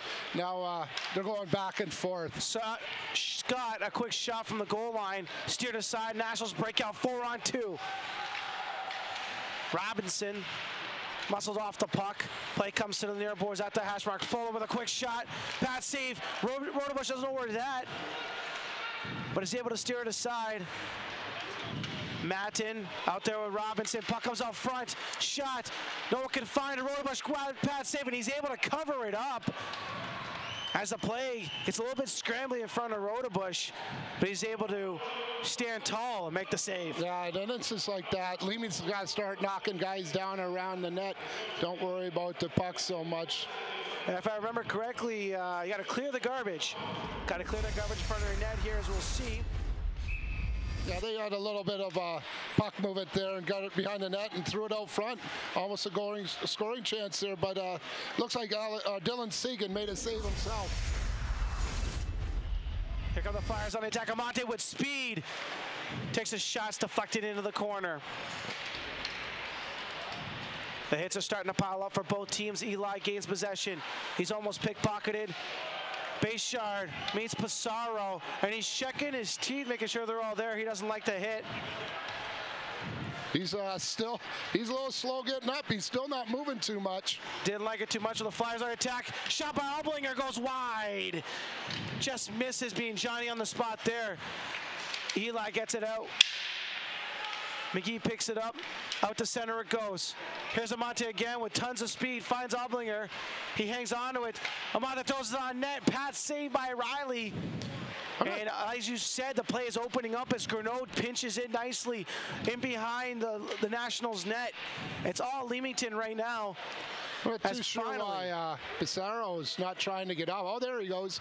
But he's moving a little slow. And it looks like he's going to head straight to the locker room. As the play continues here just inside the Leamington blue line, it's held in by Williams. Wildman, check that. Throws it all front, and it absolutely clears it down the length of the ice. But freezing right there. You can't give up the puck 3 feet in the defensive zone. You got to have that puck out of your end. Nationals break out here. McGee once again thwarts what would have been a nice outlet by the Nationals. Grinnell picks it up and clears it around the boards and out to center once again. That was a nice play on Brett Markham to get the puck out of their end. Grinnell goes back. It's a hit behind. And here you hear the scream from the benches as the physicality is continuing to pick it up, and a level, and one level upon another level. It keeps rising, and you can see it here. Hopefully it doesn't boil over too soon as Friesen tries to gain control along the near boards at center ice. Moore finally picks it up, has Friesen and Markham with him. Shot from the outside from Moore, and it's an easy save for Riley. Yeah, it's not a bad play on Colin Moore there. Just get it to the net, and hopefully for a rebound. We had a couple guys, Brett Markham and Friesen going in. You never know. It could be a rebound there, and it's in the net. Yeah, as we saw there at the end of the first period, never give up on a play as Friesen did. So, you know, I was able to come out of there with a nice goal, and so any shot on net is always worth it. Oh yeah, anything inside that blue line, you don't know what's going to happen. And we're going to see the hit here. It's just coming out, I think. Oh, he just turned his back at the last second. That wasn't a bad play. He was waiting for the puck, and I thought he was going to get there a little quicker than it did, and Bayshard come up and got him. Allen with a shot, steered aside as Leamington breaks back in. Allen's rubbed off the puck, but here's Dalby out front. Shot, save. Riley seems to be a theme so far. Shot, save, shot, save. Yeah, just same thing as what Rodebush did. He's getting out onto that blue paint, and there's not much to shoot there. They're both big boys. You know, they're all, I think they're both looks like about 6'1", so, you know, not much to shoot when you get out there. Dalby wins the draw for the Flyers. Chevalier hacks at it, can't get it deep, and it pops out to neutral zone. He'll retreat into his own zone. Hopkins giving chase. Finds Kelsey off the helmet of David Dalby. But it's a nice little break here for the Flyers. Off the helmet, but Leamington got a break there. Almost a goal. Quick is true to his last name and makes a quick play and tries to capitalize on an opportunity there. Chevalier rubs his man out, gains control. Puck's at center. Here's Hopkins, shot from the middle of the ice, pat save, Rudebush steers it to the side, shot back on net's wide, played off front, can't hold it in. The Nationals are forced to regroup, and a dump in on a Rodebush hits him in the blocker, and he'll cover it up just to be safe. And with 9:14 remaining here in the second period, the Flyers still lead the Nationals 1-0. Yeah, this little quicker period than the first one. There are not as many whistles. I don't think there's been a penalty yet this period, but these guys played last year in a tough series, and I don't think there's no love between these two. Yeah, definitely renewing the rivalry here once again. London trying to avenge a 2-1 loss in London last time these two teams met. Here's Ward, Pissarro, and Eli out there for the Nationals, but Spitaleri quickly picks it up with the two Segans on his wing. Spitaleri goes hard to the net. Segan's looking for him, tries to find the other Segan. Shot from Béchard on net. Doesn't get to the net, but Spitaleri still has it. Segan holds it in. Off the skate here, still a Segan shot. Pat save, Riley. Spitaleri, Segan, and Segan seem to be clicking tonight. Segan waits it out. Pissarro finally meets him, gets around his man, hooks him up on the net. Shot. That's steered aside by Riley. The Flyers with all the pressure at the moment. That's a great hold by Muzzin. He'll go side, cross ice. Finally cleared by the Nationals. Yeah, that's great forechecking by Leamington there. You got 5 players from London now that are a little tired. So, and Leamington's going to put a fresh line out. It's a big thing anymore. You get that icing call, and you've been out there for a couple minutes, and you got to stay out there. That's a big advantage for the team that didn't ice the puck. Scott Spitaleri, check that They're going to have a timeout, London, and that's a smart move. You just mentioned that they're being tired at the end of a long shift and they have to ice it. Yeah, like it looks right now, there ain't going to be a lot of goals scored in this game. So, you know, you get up 2, you never know what's going to, it might be a long way back. That was a smart call by the London coach. We're glad to have you along, folks. I'm Vince LeBert. This is Lee Jones here at Heinz Arena in Leamington. You're watching the broadcast live on www.we-tv.ca. It's 1-0 Flyers on top of the Nationals. 8:02 remaining. If you've missed the game thus far, you've missed a great game. Very physical, a lot of scoring chances, and both teams renewing the rivalry they had carrying over from last year's playoffs. And the last 5 games they played each other have all been within 2 goals. So these two teams, no love lost whatsoever. So glad to have you along. No, these guys, after last year, there was no love lost at all. They really battled. You know, I think they got us in 6 games last year, but there is no love lost at all. Scott, quick shot. Wins the draw. Oblinger put a shot on net, steered aside by Riley. As Amante and Pissarro collide, McGee picks it up. Oh, shot hits Amante in the back of the head, but it's Oblinger. Scores!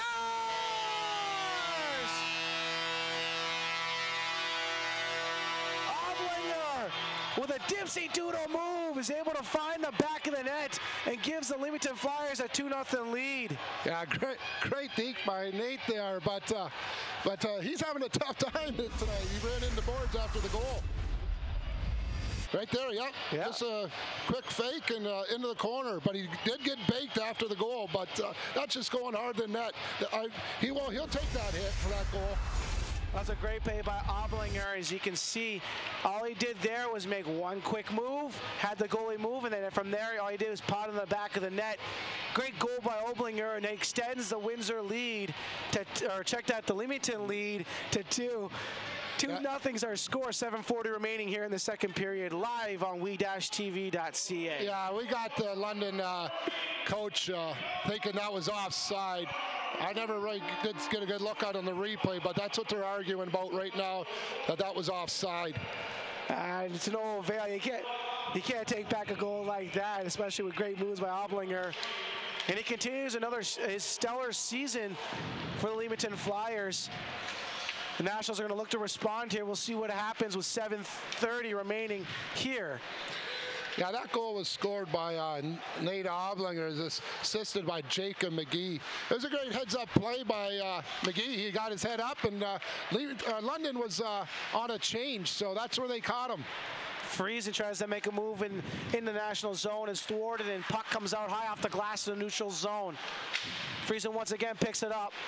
Moore now has it. He'll get it halfway into the National zone. Puck played out the center, but it's tipped off Chevalier. In hot pursuit is Tuffin. Tuffin, Kelsey are in the corner doing battle. Puck's high off the glass, hits a stanchion. Plays a bit scrappy. Either team can't figure out who wants it.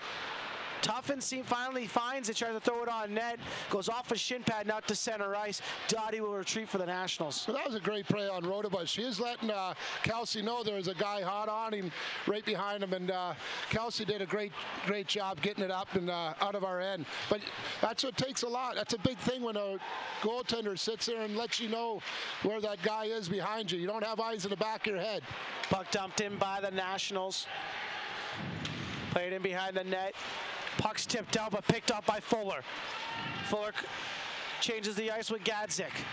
They switch sides as he's able to maneuver his way into the corner. And it looked like Kemp tried to sell that one as the puck's thrown to the front of the net. Nothing solid on net, though. And here's Quick to pick up the puck. Goes cross ice. He'll find Allen. Yeah, Kemp tried to sell that, but you got 2 veteran referees out here tonight. You're pretty hard to trick those guys. Keeping the game in check as a shot on net. Was in between Dalby and Riley. Muzzin a little low from the point. Shots deflected wide. Bayshard pinches, is able to keep it in. Ratcliffe picks it up, gets out to the neutral zone. And right now, both teams are just, trying to feel each other out. Oh, a little collision by Rodebush and check that base yard. Now they got to talk a little bit, let each other know what's going on. Got to communicate a little bit better. And right there, oh, here we go. Fight. Pissaro's going at it. Pissarro and Bayshard, throwing a bunch of bombs. Pissarro lands a hard right. Here comes back Bayshard. Throwing it all right now. They're tussling back and forth. Oh, hard right by Pissarro. Uppercut by Bayshard. Left. Pissarro's is stuck in a headlock. Bayshard trying to get the helmet off. Oh, hard right by Pissarro. He misses. And down to the ice. And the fans are going wild. 5:10 to remain here in the second period. Pissarro didn't like that hit.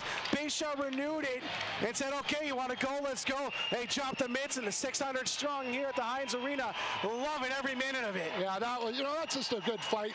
That all stemmed from the hit earlier Bayshard gave Pissarro, though. But, nobody got hurt. They both took their gloves off.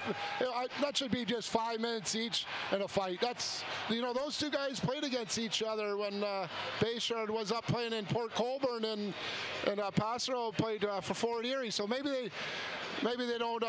They had some bad blood back then too. Recap it here. So we see there's the headlock. Yeah, there's still some kidney shots there. Pissarro is throwing. His body shots. Oh, hard right by Pissarro. Yeah.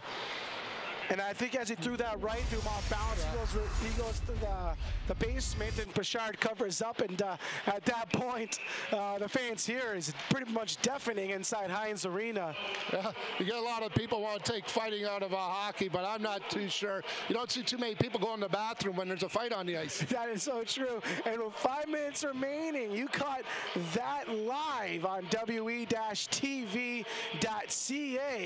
I'm Vince Liberti, and Lee Jones is next to me. We're bringing you the Leamington Flyers and the London Nationals. If you missed the game thus far, you missed a beautiful game. Some fights, a lot of hitting, a couple penalties, and 2 nice goals. That's true. It's a very entertaining game. The fans are getting their money's worth tonight. 650 strong here at Heinz Arena as the Flyers on the attack. Seguin has it, and once again, and that comes out very easily. It's Matten. Who else is there? I'm trying to look. Looks like Shipley. Yeah, Spitalleri's in there. He's got his nose in there where it usually is. Spittalleri with both Segins on his wing, and Line's done a lot of damage for Coach Porowski this season. London Nationals recognize that, trying to match, firepower with firepower. Right now, it's the Leamington Flyers with 2-goal advantage. Yeah, these nets here, they're just held in Junior B and Junior C just by a little peg. It's nothing. It's not like the OHL and the NHL where they're drilled into the ice, and there's I really do think they should start to go to that. Muzzin with a shot on net, steered aside by Riley. Because these goaltenders anymore, they know they can just give that net a little shot and it's off the ice. There it is again as a little saucer pass by Scott Oat to Amante, tries to find him, and Riley clears it out, and they bump the net, and once again it's off its moorings. Yeah, like I said earlier, these two teams are going to have some ice packs on the body tonight.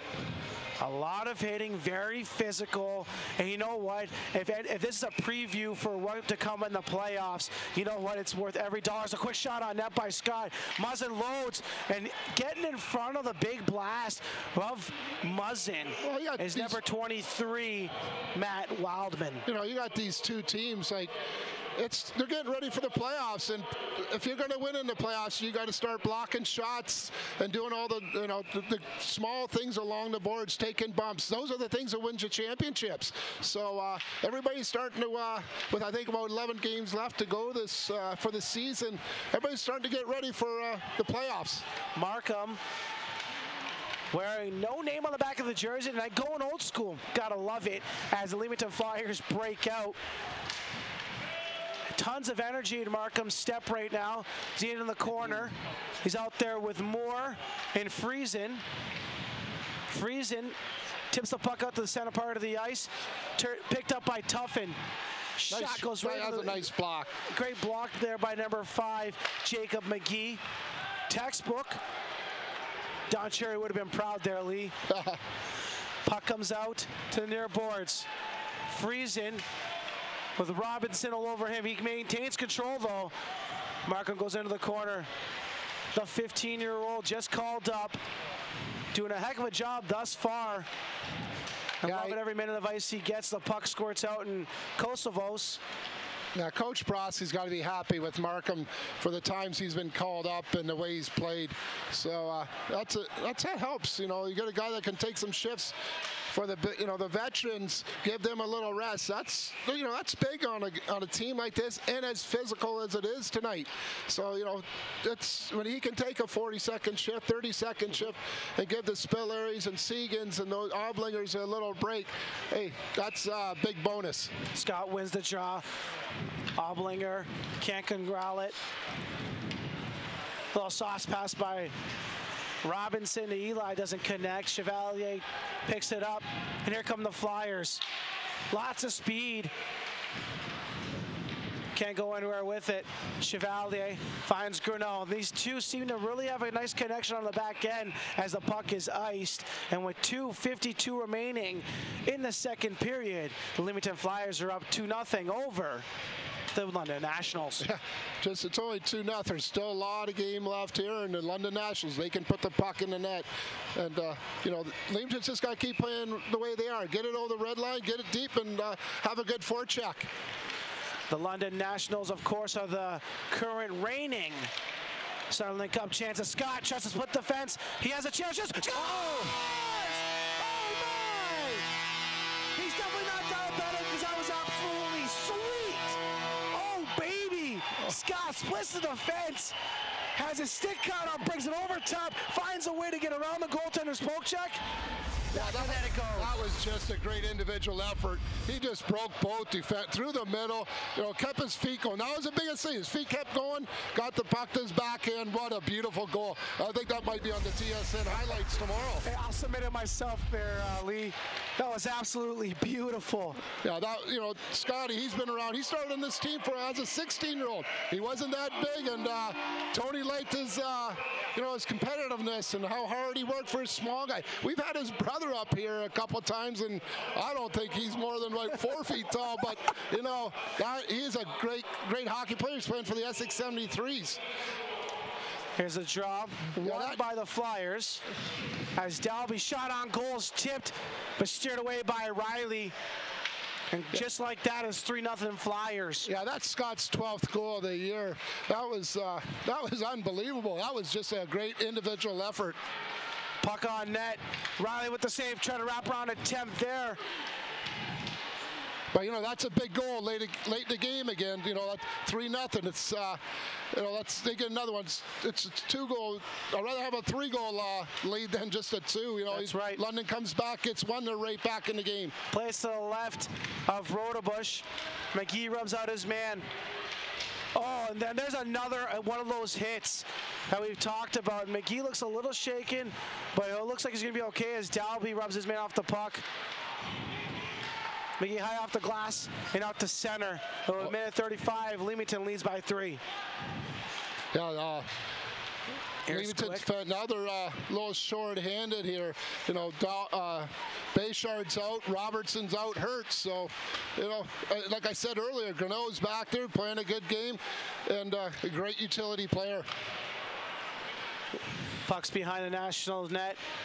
Spittlera's watching them, probably chatting up Riley a little bit. Oh, yeah. Tony, he likes to talk out there, that's for sure. Every team has them, right? As Eli can't see the pass, but it's deflected. No icing. Muzzin off the boards, finds Chevalier. Here's Spittlera, tons of speed. But he'll go cross ice to Segan. Spittlera's going to go hard to the net. Segan stops, drops, tries to find Spittlera. He does connect, but goes wide of the net. Less than a minute of play here in the second period. Frantic action going end to end. As finally, the London Nationals are able to clear. Chevalier will go back, but Whaley will is in hot pursuit.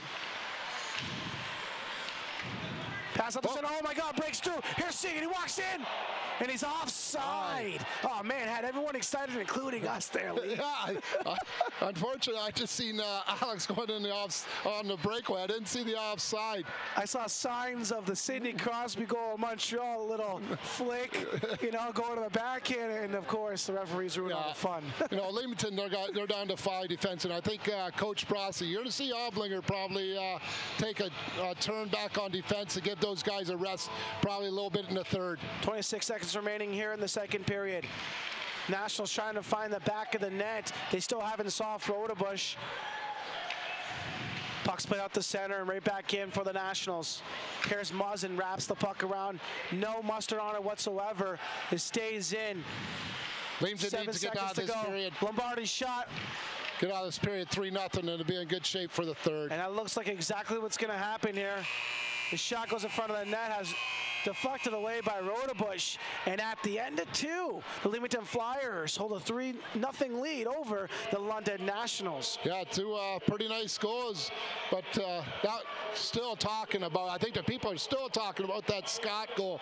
What a great play, just great hands, put her up top on his back, and you don't see those too often. No, not at all. And the nicest thing about that was that the fact he is able to get a stick back from over his head onto the ice and has the whereabouts to realize the goal is going for a poke check and pulls it out of the way, right around the goaltender into the back of the cage. That to me is just great hockey sense, and that just shows how much skill is happening right now in front of us, Lee. Yeah, it's a great game. I think, like you said, the 650 or so fans here getting their money's worth tonight. Like you said earlier, some great hits. A fight in the game, that never hurts. But, end-to-end action, great goaltending on both parts. Besides the one goal that the London goalie gave up, he's been playing well. So, it's been a great game. So that makes it so far at the end of 2. The Leamington Flyers 3, the London Nationals nothing, and we're going to kick it to commercial. We'll be right back for the start of the second period. This is our town. There's nowhere else quite like it. It's a strong town, a resilient town, the kind that takes its knocks and always bounces back. This is our team. It's a tough team, a hard-working team. And like our town, it takes everything you throw at it and keeps coming back for more. There's no other town quite like Windsor. And there's no hockey like Spitfires hockey.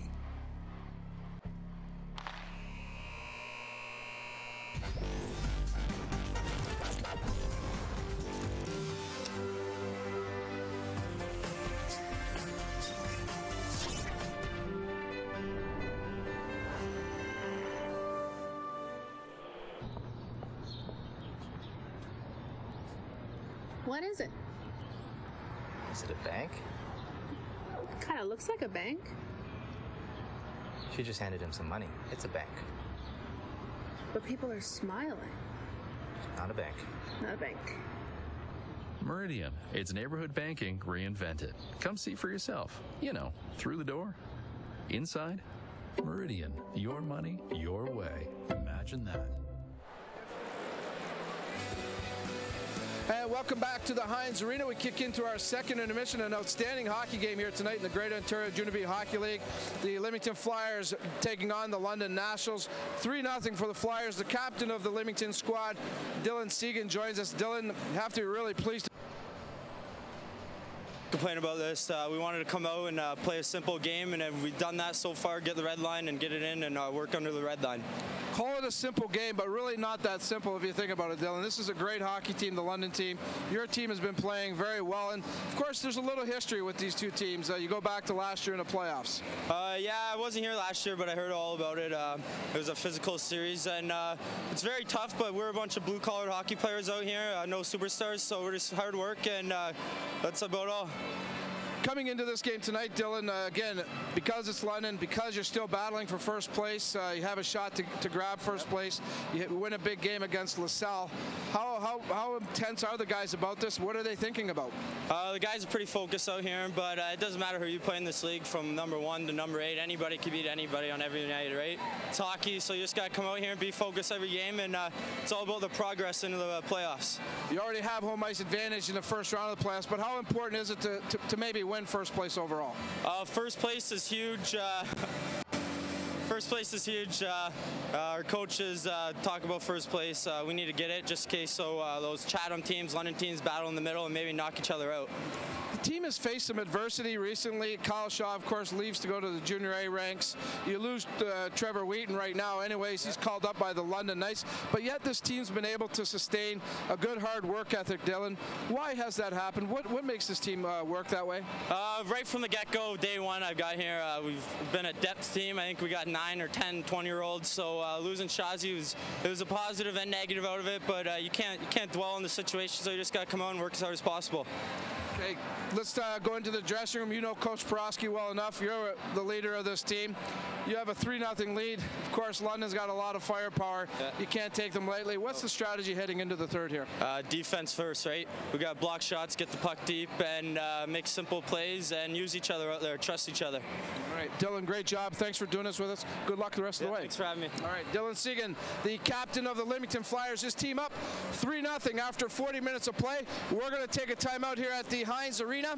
When we come back, we'll recap the first 2 periods of play. We'll check the out-of-town scoreboard, and we'll get set for third period action. You're watching the Great Ontario Junior B Hockey League on we-tv.ca. Now, watch this. There, look. There's that expression on her face.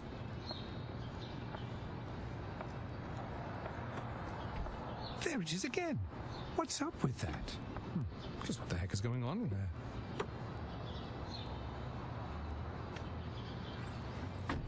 There it is again. Ear to ear, that one. Meridian, your money, your way. Imagine that.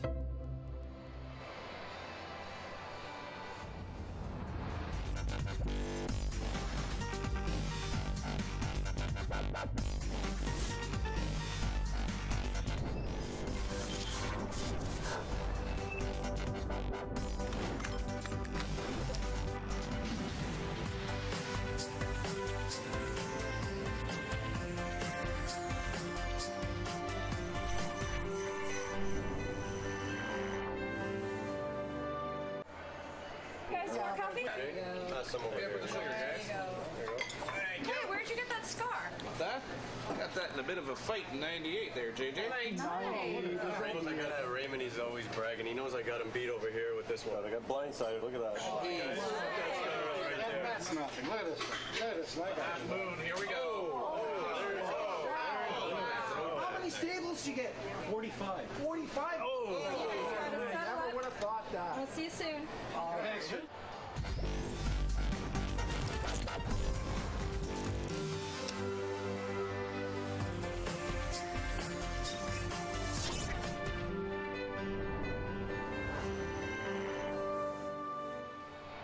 It's not too late to start your post-secondary education at St. Clair College.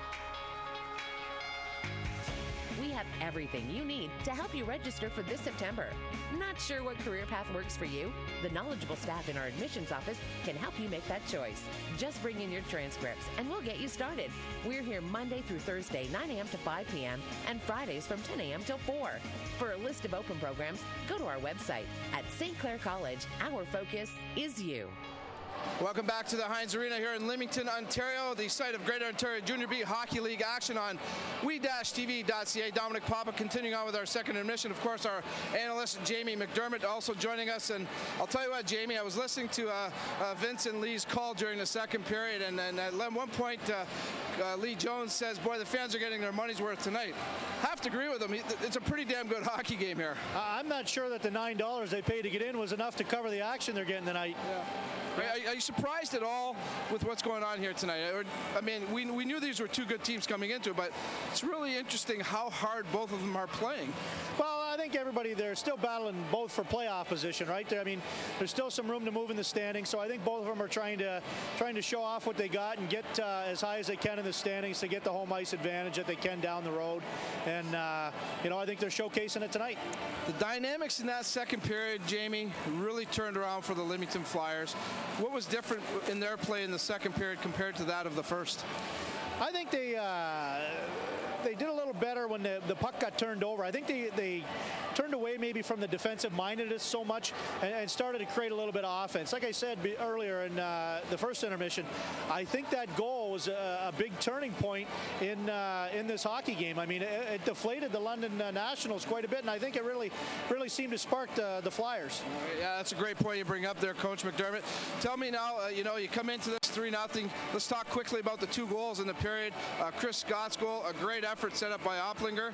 Just, again, the chemistry on this team, very solid right through the top to bottom of the lineup. I think if TSN was here tonight, that would be the highlight of the night, no doubt. Yep. That's probably the prettiest goal I've seen this season so far. But you're right. It looks like the lines are starting to click. The guys are getting to know each other, where they're going to be, and they're kind of throwing the puck to open ice, and their line mates there. So I think you're right. The chemistry's starting to hit, and that's what you look for going into the playoffs. All right. You know this league inside out, Jamie. First, let's go into the London dressing room. Coach Thompson, his team's down 3-0.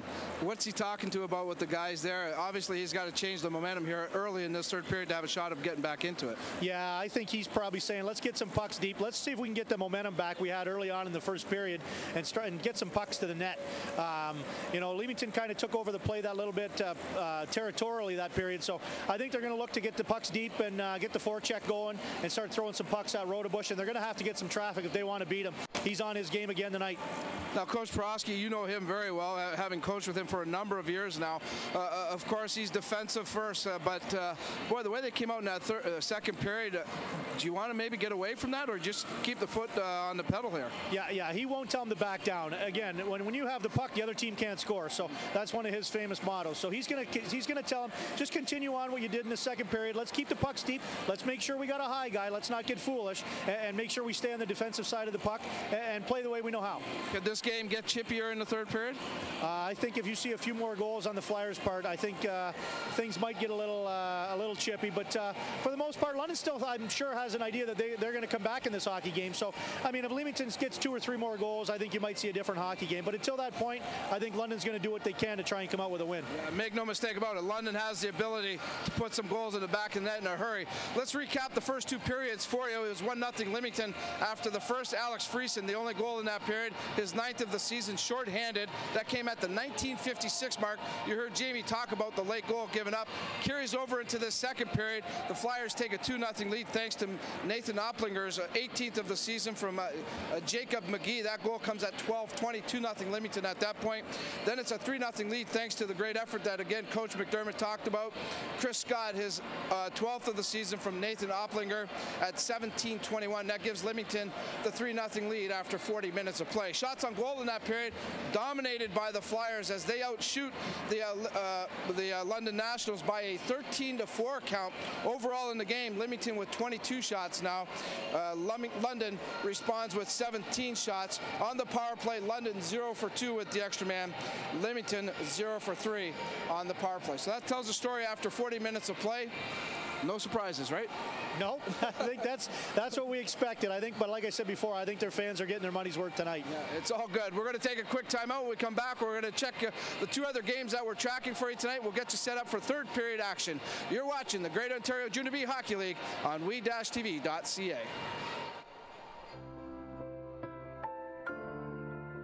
A few years ago, a homeless man died on the steps of this church. Think about it, a homeless man on the steps of a church. So close to home and yet so far away. I don't know what that man's belief in God was, but I know what God's belief in that man was. Jesus loved the world so much that he came and laid down his life. And he calls us as his church to do the same, to come into our world and lay down our lives in acts of love and service to the most vulnerable and also to our neighbors. To love our neighbor as ourselves. On Saturday, June 7th, 2014, churches from across Western Ontario will be converging upon our city to do multiple expressions of kindness and community work, and you can be a part of it. Your church can bring a team and have an exciting day of outreach as we share the love of Jesus in practical ways all across our city. Will you come and be a part of it with us? God loves Windsor, and he calls us to love our city as well.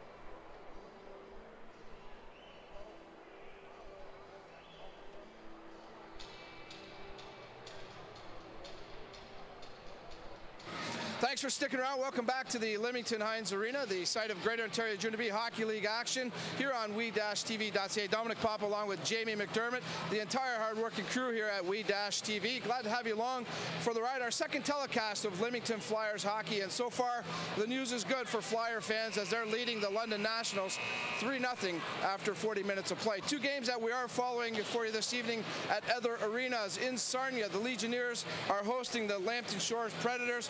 Jamie, you called it. You said don't count the Lambton Shore team out of this. They fell 4-2 at this game. Right now, 4-3, still with a third period to go there. So obviously that's turning out to be a pretty good hockey game. Yeah, like I said, they're a desperate hockey team. They're looking to make the playoffs, and you know, they're going to do anything they can to get back in. So and they're used to playing in that barn up there too. It's not a very big rink, so I mean they're doing everything they can. They want to make the playoffs. They're battling St. Mary's right now, so be aware. All right. The other game we're following is at the Windsor Family Credit Union Center OHL action. The Windsor Spitfires have jumped out to a 3-0 lead over the Kingston Frontenac. Joshua Hosang has his 24th goal of the season in that game for the Spitfires. Speaking of telecasts, our next telecast here in the Leamington Heinz Arena is a couple of weeks from tonight. On February 13th, we'll be back here for the drop of the puck at 7:10 p.m. The Strathroy Rockets will provide the opposition tonight. We'll have, for that night, I should say, we'll have all the action for you live right here on we-tv.ca. Third period action is underway. Let's go back upstairs for the call with Vince Liberti and Lee Jones. Thank you, Dom. As Spitaleri breaks into the national zone, and we're underway here in the third period. Leamington leads by 3. Live on we-tv.ca. It's been a great game thus far. We're glad to have you along. Yeah, this Leamington's thinking of you know, the first. Everybody has the first good couple of shifts. That's going to mean a lot in this game. You don't want to give the Nationals any confidence. Lee Jones on the color, folks, as Segan breaks in over the line. Plays a bit scrambly, goes high off the glass. Picked up by Whaley at center ice. Gives it to his winger as Bauer loses it. Kelsey will softly dump it into the national zone. Riley's out to play the puck. There goes Dalby, picked off by Allen. Again, the Flyers continuously taking the first pass away from the Nationals as it comes around to the near boards. That was a nice pinch on Kelsey there. He looked behind him. He knew he had Dalby helping him out at the back end, so he allowed him to pinch and make a play of the puck. Puck goes over the net on the far boards. Move out front. Whiffs on the shot. Kemp's in the zone. Pass is broken up by Chevalier. Goes around the net. Quick picks it up. Loses it though. Dalby will have to circle back down, pick it up himself, and he'll do it himself. Breaks out into the neutral zone, makes one man miss. He's over the national line, shot on net, saw all the way by Riley. He'll glove it, and with 18:08 remaining here in the third period, Leamington on top. Yeah, that's, you know, Dave had his head up and that looked like he had some skating room, so he took off and he made a nice play. They knew they had been out there for a little bit. He got over the blue line, took a shot on net, got a whistle, got the change. Draws one by the Flyers. Amante goes to the far corner. Omlinger meets him. Dolly all over Scott.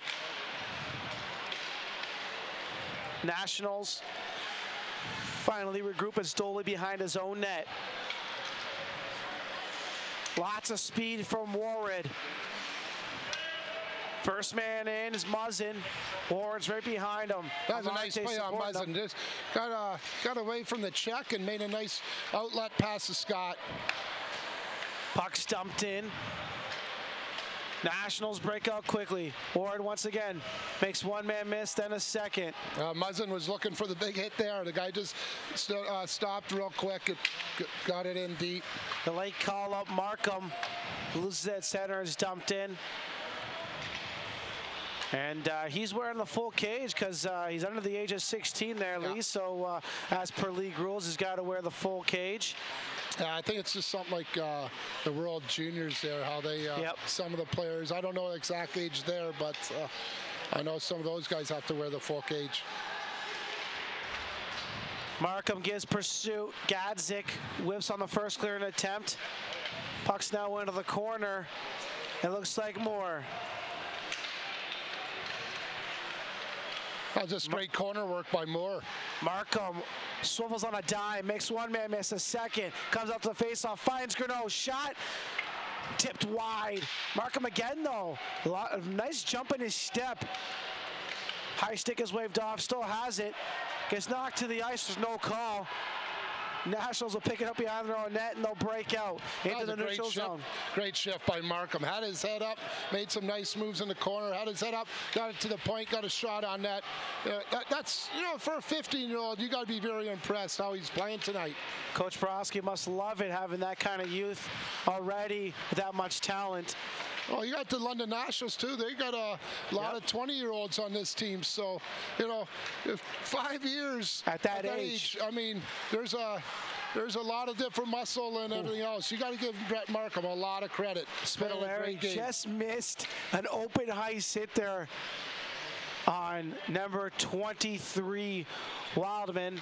The Flyers are able to control as Gurneau. His name's been called upon a lot this evening as Bouchard, after that fighting major, goes off the ice. Gurneau's getting a lot more minutes. Here's an odd man rush, 3-on-2 of the Nationals hurry.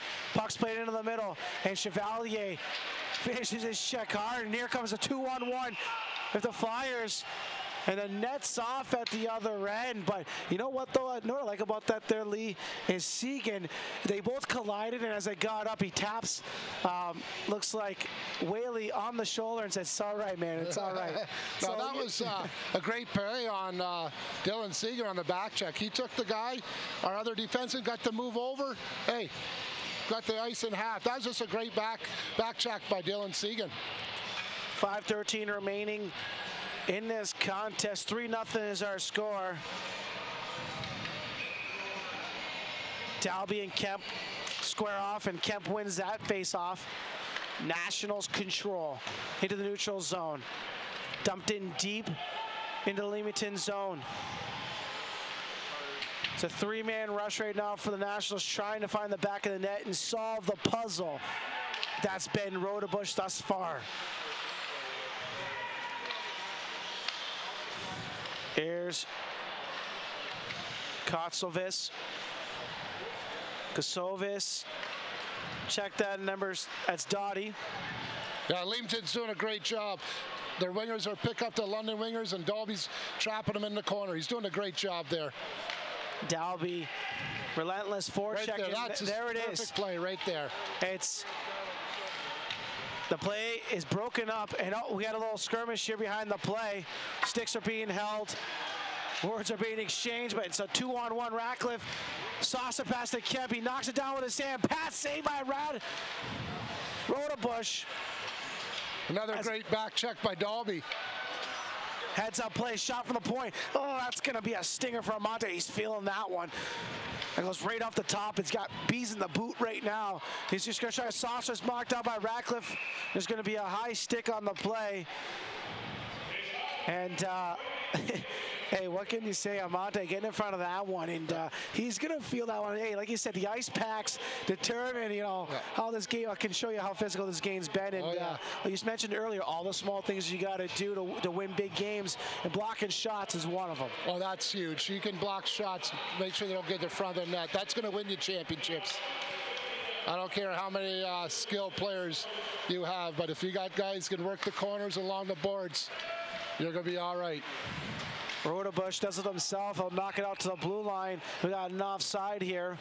13:34 remaining in the third period, and the Leamington Flyers have seemed thus far to be able to hold off any rush by the Nationals for the first couple shifts, like you mentioned. Yeah, that was huge. I know Dom's going to ask me about some first stars for this game. I think right now it's going to be the Leamington defense. They're down to 5 guys, and like we said earlier, this is a rough game, and they're gonna feel it tonight. But they've really stepped up so far this game.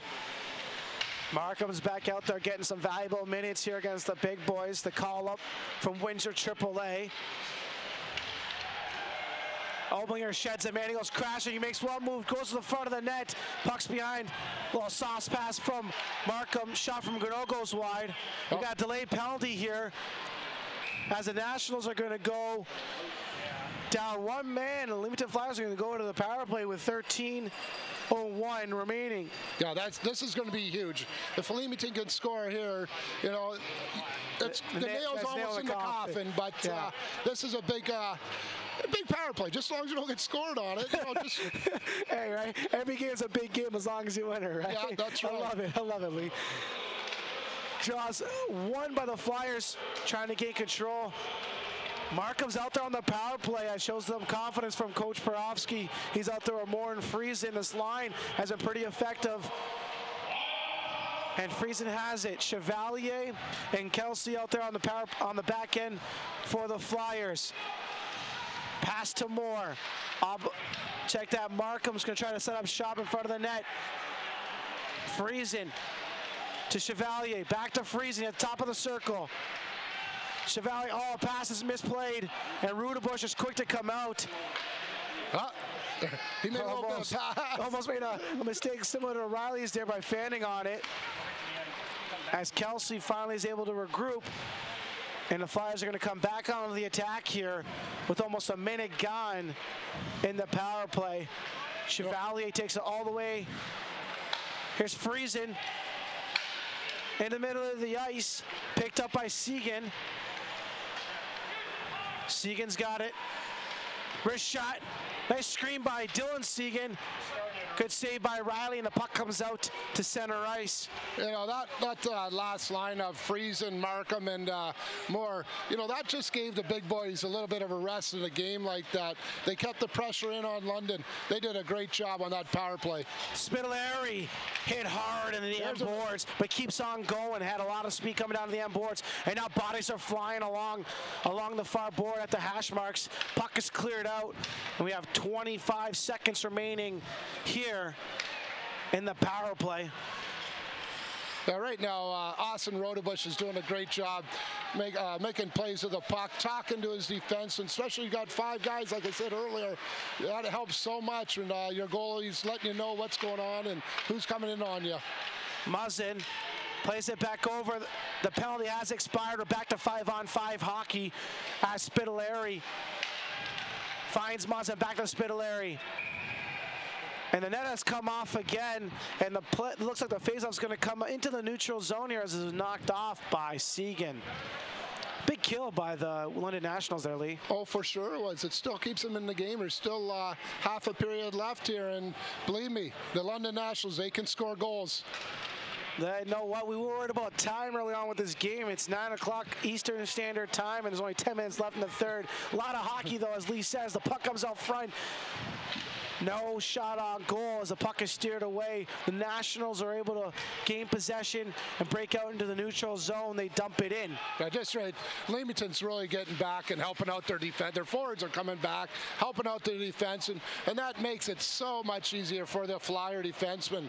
They got their forwards coming back and helping out. After Chevalier loses the tires and lands hard, he somehow closes the handle of the puck and throws it, but Dalby's dumped at center, and bodies are starting to really fly now. Physicality has not been, has not been at the minimum here in Heinz Arena, as the Nationals try to establish an attack on the change and almost get caught with too many men, but heads-up play for the guys changing. Leamington now contains possession. Muzzin. Nice play on Muzzin, just getting it deep there.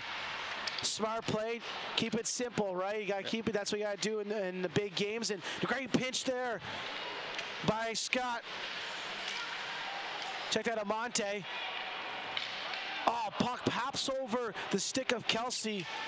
He's going to have to retreat, and he has two guys draped all over him. They're going to get an offside at the Leamington line.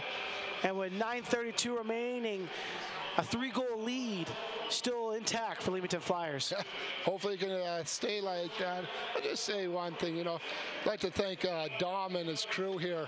It really helps out some of the players' parents that, they live a ways away and they can sit and watch, the game and listen to the game, our great game with me and you, exactly. right? Yeah, we're doing a great job. Yeah, I think so. Dom asked us to come back, so we did all right last week, I guess. Exactly, so, I guess right. But you know what? The beautiful weather we've had for the last 3 weeks or, last couple of months. That's above been freezing once. You got Dalby's parents, and he's up from Listowel, so I imagine they're at home enjoying the game around the fire too. And we have Rodabush's parents, or mother, watching from Florida. So, hey, you know what?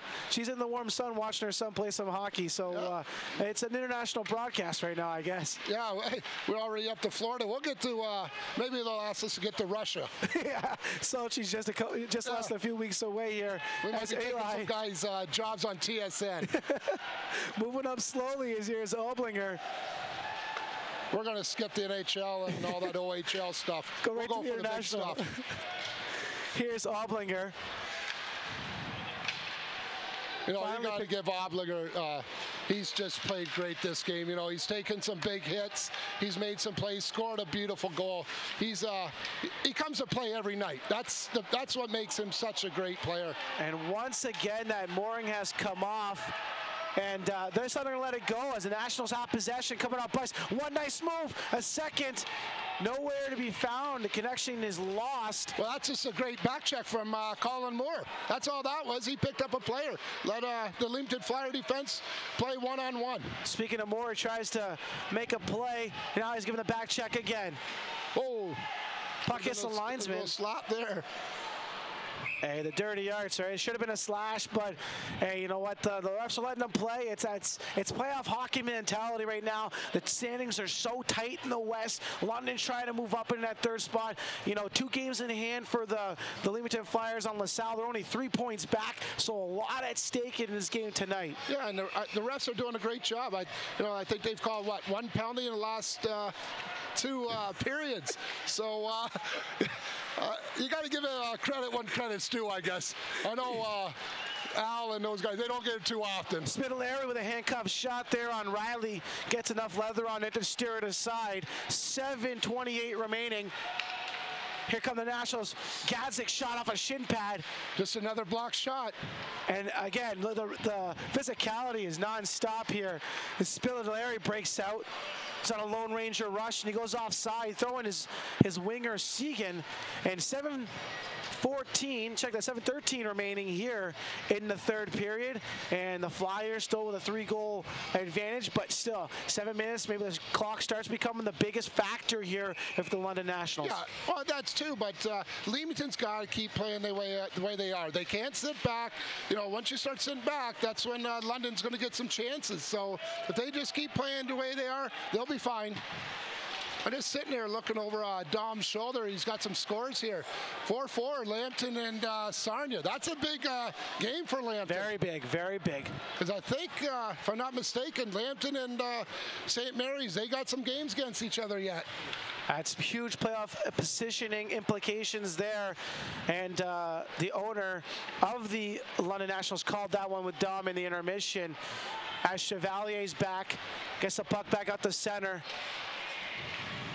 Both teams scrambling for right now. Quick to give it a shot. He keeps on going.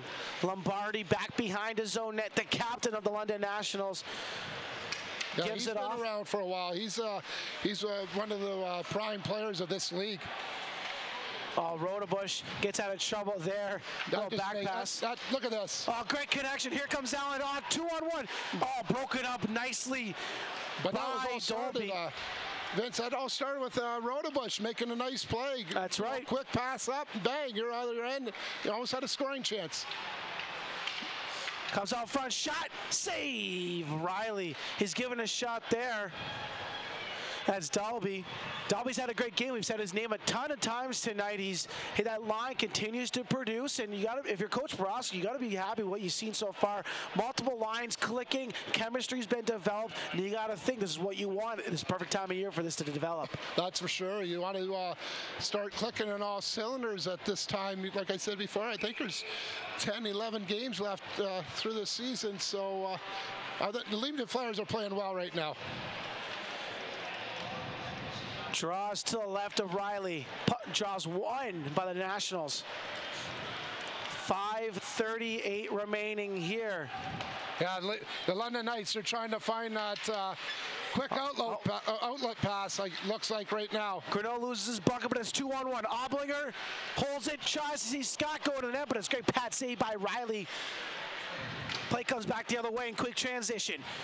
Here's Robinson, drop pass to Fuller. Tries to go around one man, he can't. Odd man rush back the other. It's end-to-end action here at Heinz Arena. Here's Amante.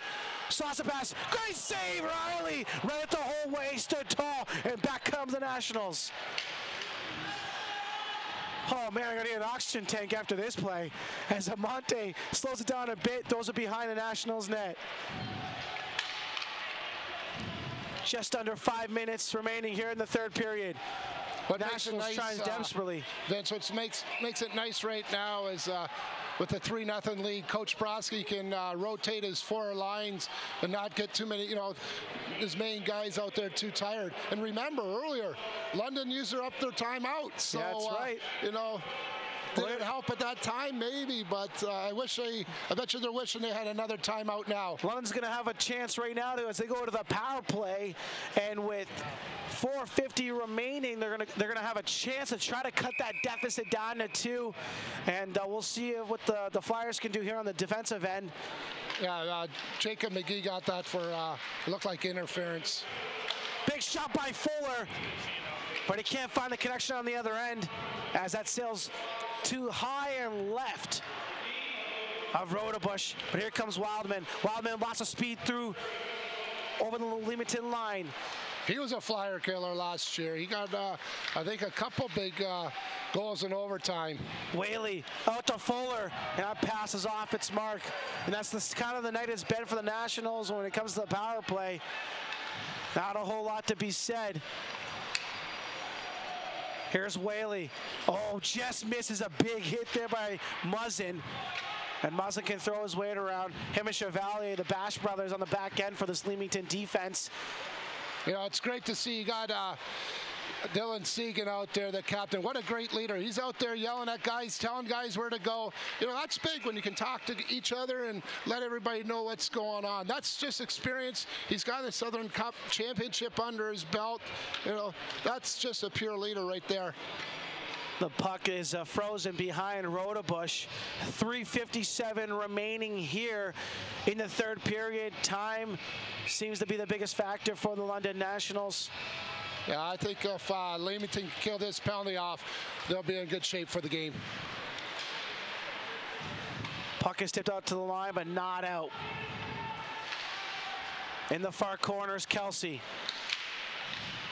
Puck's out to Doughty. Doughty shot, and there it is. We mentioned about it before. You got to do the small things, and Dalby once again lays out, blocks that shot, and it goes into the netting. Yeah, just got there, got in lane of the puck, and got a piece of it up in the crowd. So another great play by Dave Dalby. Puck's out the center, giving chases Dalby. He walks in, he's going one time, goes wide of the net. Oh man, he was in point blank range and just couldn't connect on the other end of that one. Scott dumps it in. 37 seconds remaining here in the power play for the Nationals. They break out here into the neutral zone. Doughty.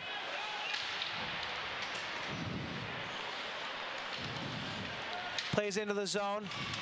Now there's Leamington's doing a great job. You know, Jay Beakerno, he's getting on. He's giving London a lot of chance to make a pass on this power play. Just feet are moving. Look at this. He's going to get her down the ice. Great board work by Jay Beakerno. And from that, Oblinger draws a penalty, and Eli's going to go to the box. It looks like he's going to get it here. We'll see what the call is momentarily. He's going to give her a cross check. Yeah. And that pretty much right there, hey, you know what, seal the envelope and send it away, because I think this one's put to bed there, Lee. Yeah, you know, that's just frustration right there. They've had some chances, but Austin Rodebush just playing an outstanding game. And we're just going to almost, I think we can pick the 3 stars right now. Hope I'm not getting too far ahead of myself, but we're going to give Austin Rodebush and Nate Oblinger the 2nd star, Austin the 1st star, and we're going to go with Chris Scott with a great through the do defense and probably the nicest goal this season. Maybe. I like that. I like those picks there, Lee. You know, but you know, give a lot of respect to the Leamington Flyer defensemen.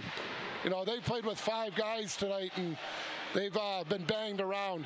Oblinger with a shot on goal, steered aside by Riley.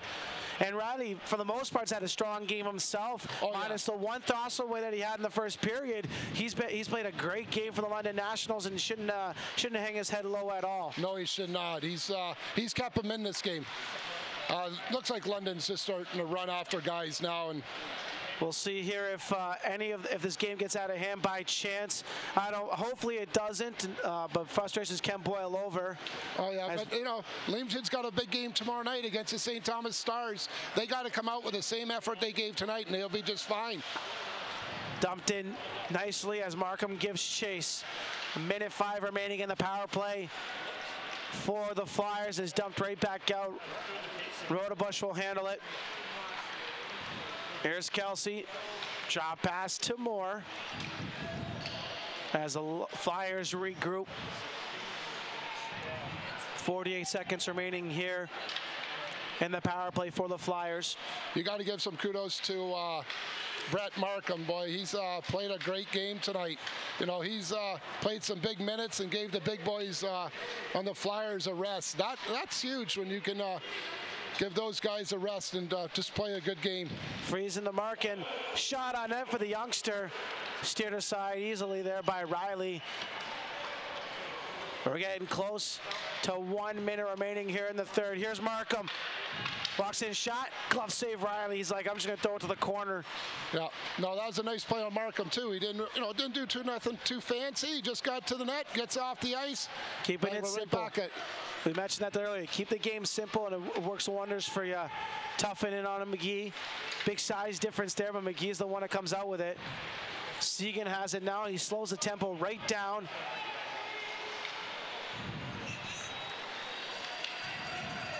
Puck's dumped in, and we're getting an icing call here. Yeah, this is a big face-off. You know, I think, I don't want to say it, but it's a big face-off right now for the Leamington Flyers and Austin Rodebush. 18 seconds remaining here. 3-0 Flyers on top. And we'll see what transpires the last few seconds here of this contest. Hopefully no shenanigans. No, you can't afford it right now. That's right. You get something in the last 10 minutes. Ooh, that hurt. That's going to leave a mark. And he's not happy with his own player. He's going over there, Dot. He's going to apologize, give him a tap on the shin pads. But if he has a nice little bruise from that one, he can thank his defensive partner, Dottie, for that. It was a nice save. Charles won by the Nationals. Clock winds down. 3, 2, 1. Dottie with a last-ditch effort. Not even worth it. The final score of tonight's matchup, the London Nationals fall to the Leamington Flyers 3-0 in front of 650 boisterous fans here at Heinz Arena. And Lee, what a game it was. That was a very impressive game by the Leamington Flyers. Played well defensive, had a great forward check.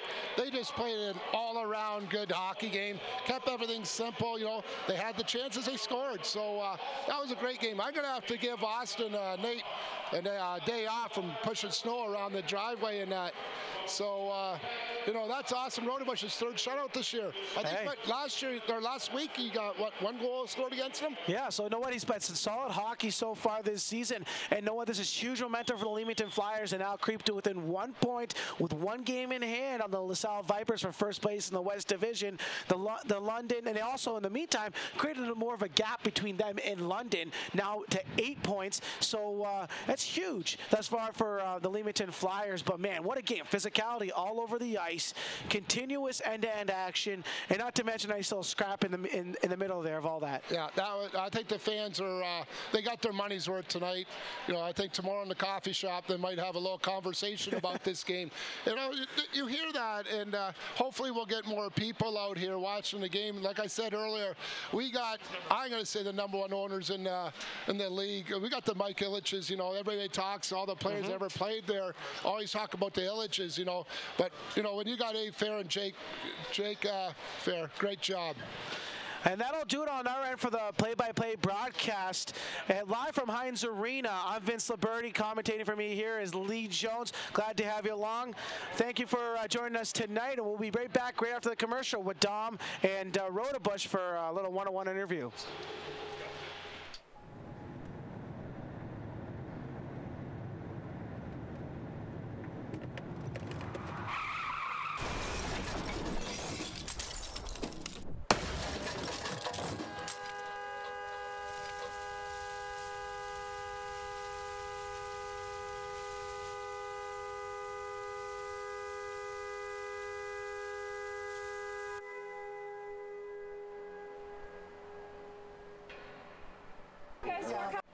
All right, thanks a lot, guys. Here we are down at ice level, our post-game report. The Leamington Flyers very successful here tonight, winning 3-0. One of the guys responsible right here, our player of the game, Austin Rodebush, the goaltender. Come on, a shout-out, Austin. You got to feel pretty good about this one. Oh, yeah, I feel real good, but it takes a lot of work from my defense to help me get that. All right. Talk to me about the significance of winning this game, Austin. We were just talking before getting on air here. How important this was to the team. You look at LaSalle, you win against them, and now you knock off another real heavyweight contender here. 2 very good back-to-back games. Oh, yeah. We both games we played a full 60, and we know London's a good team, and every time we play them, it's always a battle, especially with me and their team, because they don't like me too much, but I don't like them either, so it gets me going, it gets the team going. I was talking to the captain, Dylan Segan, a little bit earlier on the broadcast, Austin, and we talked about some of the adversity the team's going through. Trevor Wheaton, of course, you're a goaltending mate up with the London Knights right now on emergency call-up. And, of course, you lose Kyle Shaw to the junior A ranks. Hasn't seemed to affect this team, though. How good is the chemistry amongst you guys right now? It's really good. Even when Shaw was here and Wheaty's here, it's all even. Even though he was leading point scorer, there's 3 guys right behind him. So we all just try to just push that away, just not even think about it and just worry about what the next game that's coming up. All right. Talk to me about the win tonight. How good you felt in that, your performance here? Like I said, when I play against London, I'm always ready because I know it's always going to be a battle, especially for me in front of the net. So I just try to stay focused and calm. Even though we were up 3-0 going to third, I just got to stay focused throughout the whole game. All right. Well, I'm going to let you get in the room and enjoy this one with the guys, and we'll be checking in with you. Good luck the rest of the way. Thank you. Austin Rodebush, our player of the game here tonight. We're going to try to get Coach Tony Porosky out here in a moment. Let these guys, Austin, go ahead. Coach Porosky, I think, is waiting on the sidelines here for us. If we can get him, we'll have his comments in just a moment. We'll also wrap things up with Jamie McDermott here before we let you go here this evening. Is Coach Porosky there for us, Jamie? I'll let Jamie go grab him. In the meantime, just some quick numbers for you to recap. Again, the score was 1-0 after the first period for the Flyers. It was Alex Friesen, his 9th of the season at 19:56, a shorthanded effort. That goal actually turns out to be the game-winning goal way back in the first period. Second period, that's where Leamington really dominated. They scored 2 goals in that frame. It was Nathan Oplinger, his 18th from Jacob McGee. That goal coming at 12:20. And then closing out the scoring tonight was Chris Scott, an outstanding effort. His 12th goal of the season from Nathan Oplinger at 17:21. Leamington wins it 3-0. The Flyers now improve to 29-9-2. London falls to 26-17-0. 652 the paid attendance here tonight at the Heinz Arena. London 0 for 3 on the power play. Leamington 0 for 5 with the extra man. So the specialty teams, aside from the one shorthanded goal, not really a factor in tonight's hockey game. I guess you could say the penalty killing was very good for the most part. We'll wait to get the shots on goal for you, and hopefully we'll get that. And we'll get Coach Tony Prosky on in here with us first, though. A smile. Well, this is rare, folks. Trust me. This is one of the hardest coaches to please in the league. Rightfully so, though. He wants results. And, boy, did you ever get a big result tonight. It was just a good team effort, Dom. I'm really happy. And I'm sorry I'm a little bit late. I was addressing the team in there. But, you know, when you could take a team like London and allow them 6 shots in the last 2 periods, it's called team defense. Our goaltender was there early when we needed him. You know, our forwards come back, pick guys up. Our defense stood up. I thought it was a pretty gritty effort. And that's sort of us. We're not fancy, you know what I mean? But if everybody does their job, you know, things will be okay. I mentioned to Austin, I asked him about winning games back-to-back, Coach Prosky, one against LaSalle, and now you come and beat London. These are 2 heavyweight contenders. I mean, these are quality hockey teams, and to play this kind of hockey and win these type of games right now, Coach Prosky, how good is that for the team? Well, I think it's good. I mean, it's good for confidence, and, you know, I got a call. I was telling the team before the game, I got a call the other day from a reporter to ask me where we'd like to end up, finish up in the standings, and I thought, well, that, you know, what kind of a question is that? We want to end up first place, but he's telling me, you know, London picked these players up, and Chatham picked all those players up. LaSalle's been in first place all year, so you got to end up in the top 4 to stay away from them. I wanted to tell him some things on the phone, but I just couldn't because they would have beeped it out. Yeah, right? I'm not that type of guy. But you know what? You know, a lot of teams got a lot of talent, pick guys up, and I like my guys. They battle, they work hard away from the puck. They do the little things that make teams successful. I'm real happy with them tonight, and I think we got good things to come. Is it the chemistry right now, Coach Prosky, that's really, I mean, keeping these guys going in the direction you want them to be going in? Yeah, they're a close-knit group, and that really helps. I mean, you know yourself. You've been around the game a long time, and you can have all the talent in the world, but if you don't have that mesh there, you know, and we have that. I mean, these guys work hard for one another, and, you know, the 4 lines play, 6 defense play, 2 goalies play, so they're all part of it. We're not counting on 2 or 3 guys to carry the load. We're counting on 20 guys to carry the load, and tonight was a good example. The other night was a good example of what you could do if you all play together. We're in the stretch run of the schedule here, Coach Prosky, and maybe it's already there. I don't know. You're the pro here, so inform me. How close is this team to being playoff ready? Well, I mean, if we can, I think we're getting better and better, and that's the thing that makes me happy. I mean, every year you start a season, and, you know, people say, well, you know, what are you looking for? And we've talked about it on your show before, and what I'm looking for early in the year is to keep getting better, keep getting better, keep getting better. And I really believe we are, and I think we're getting close to where we want to be, and we got, I don't know what it is, 8, 9 games left in the season, and hopefully we can take that next step and really be firing all cylinders come playoff time. All right, Coach. Well, enjoy this one for the moment. Great to see you smiling. I love it, and we'll look forward to talking to you down the road. Thanks, Tom. See you later. Thank you. Head Coach Tony Prosky doing a great job with this team. Again, this club is really coming together nicely. I'll bring in our analysts to close things out here for the night. Jamie, I mean, words we can talk all night, but just simply to sum this up, this is a great victory. You look at the 2 wins now against LaSalle and against London here. Obviously, Coach Prosky's got these guys firing on all cylinders and really going in a nice direction. Yeah, no doubt. I think tonight was a real character game, I think, for the guys, because I think coming in after beating LaSalle, which was a back-and-forth game, I think coming up winning 3-0 tonight really proved to these guys that, you know, they're in the top 3 in the league, and on any given night, if they play the way they played tonight and get goaltending the way they got tonight, I think they're going to frustrate teams. And I think it showed in the 3rd period later on where London started to get a little bit away from their game. And I think that had a lot to do with the way the Flyers played tonight. I think I know where you're going to go with this one, Coach McDermott, but you alluded to it earlier in the telecast. The turning point in this game probably comes late in that 1st period. Oh, no doubt. Like I said, I think there was a big deflation for London with their goaltender giving that puck up.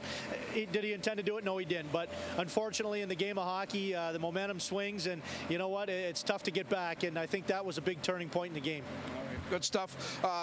We had Adam Rodebush as our player of the game. We also give stars to Nathan Oblinger. He had a couple of points here tonight, and also Chris Scott. Jamie, appreciate your hard work. Before I let you guys go here tonight, though, we were tracking 2 other games tonight.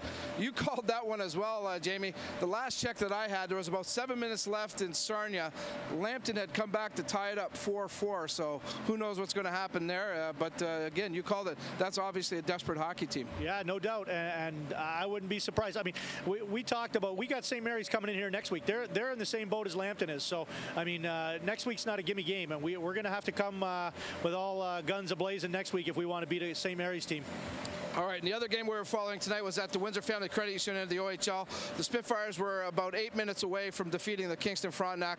They were up 3-0 in that one. So that's the story as far as hockey in the area.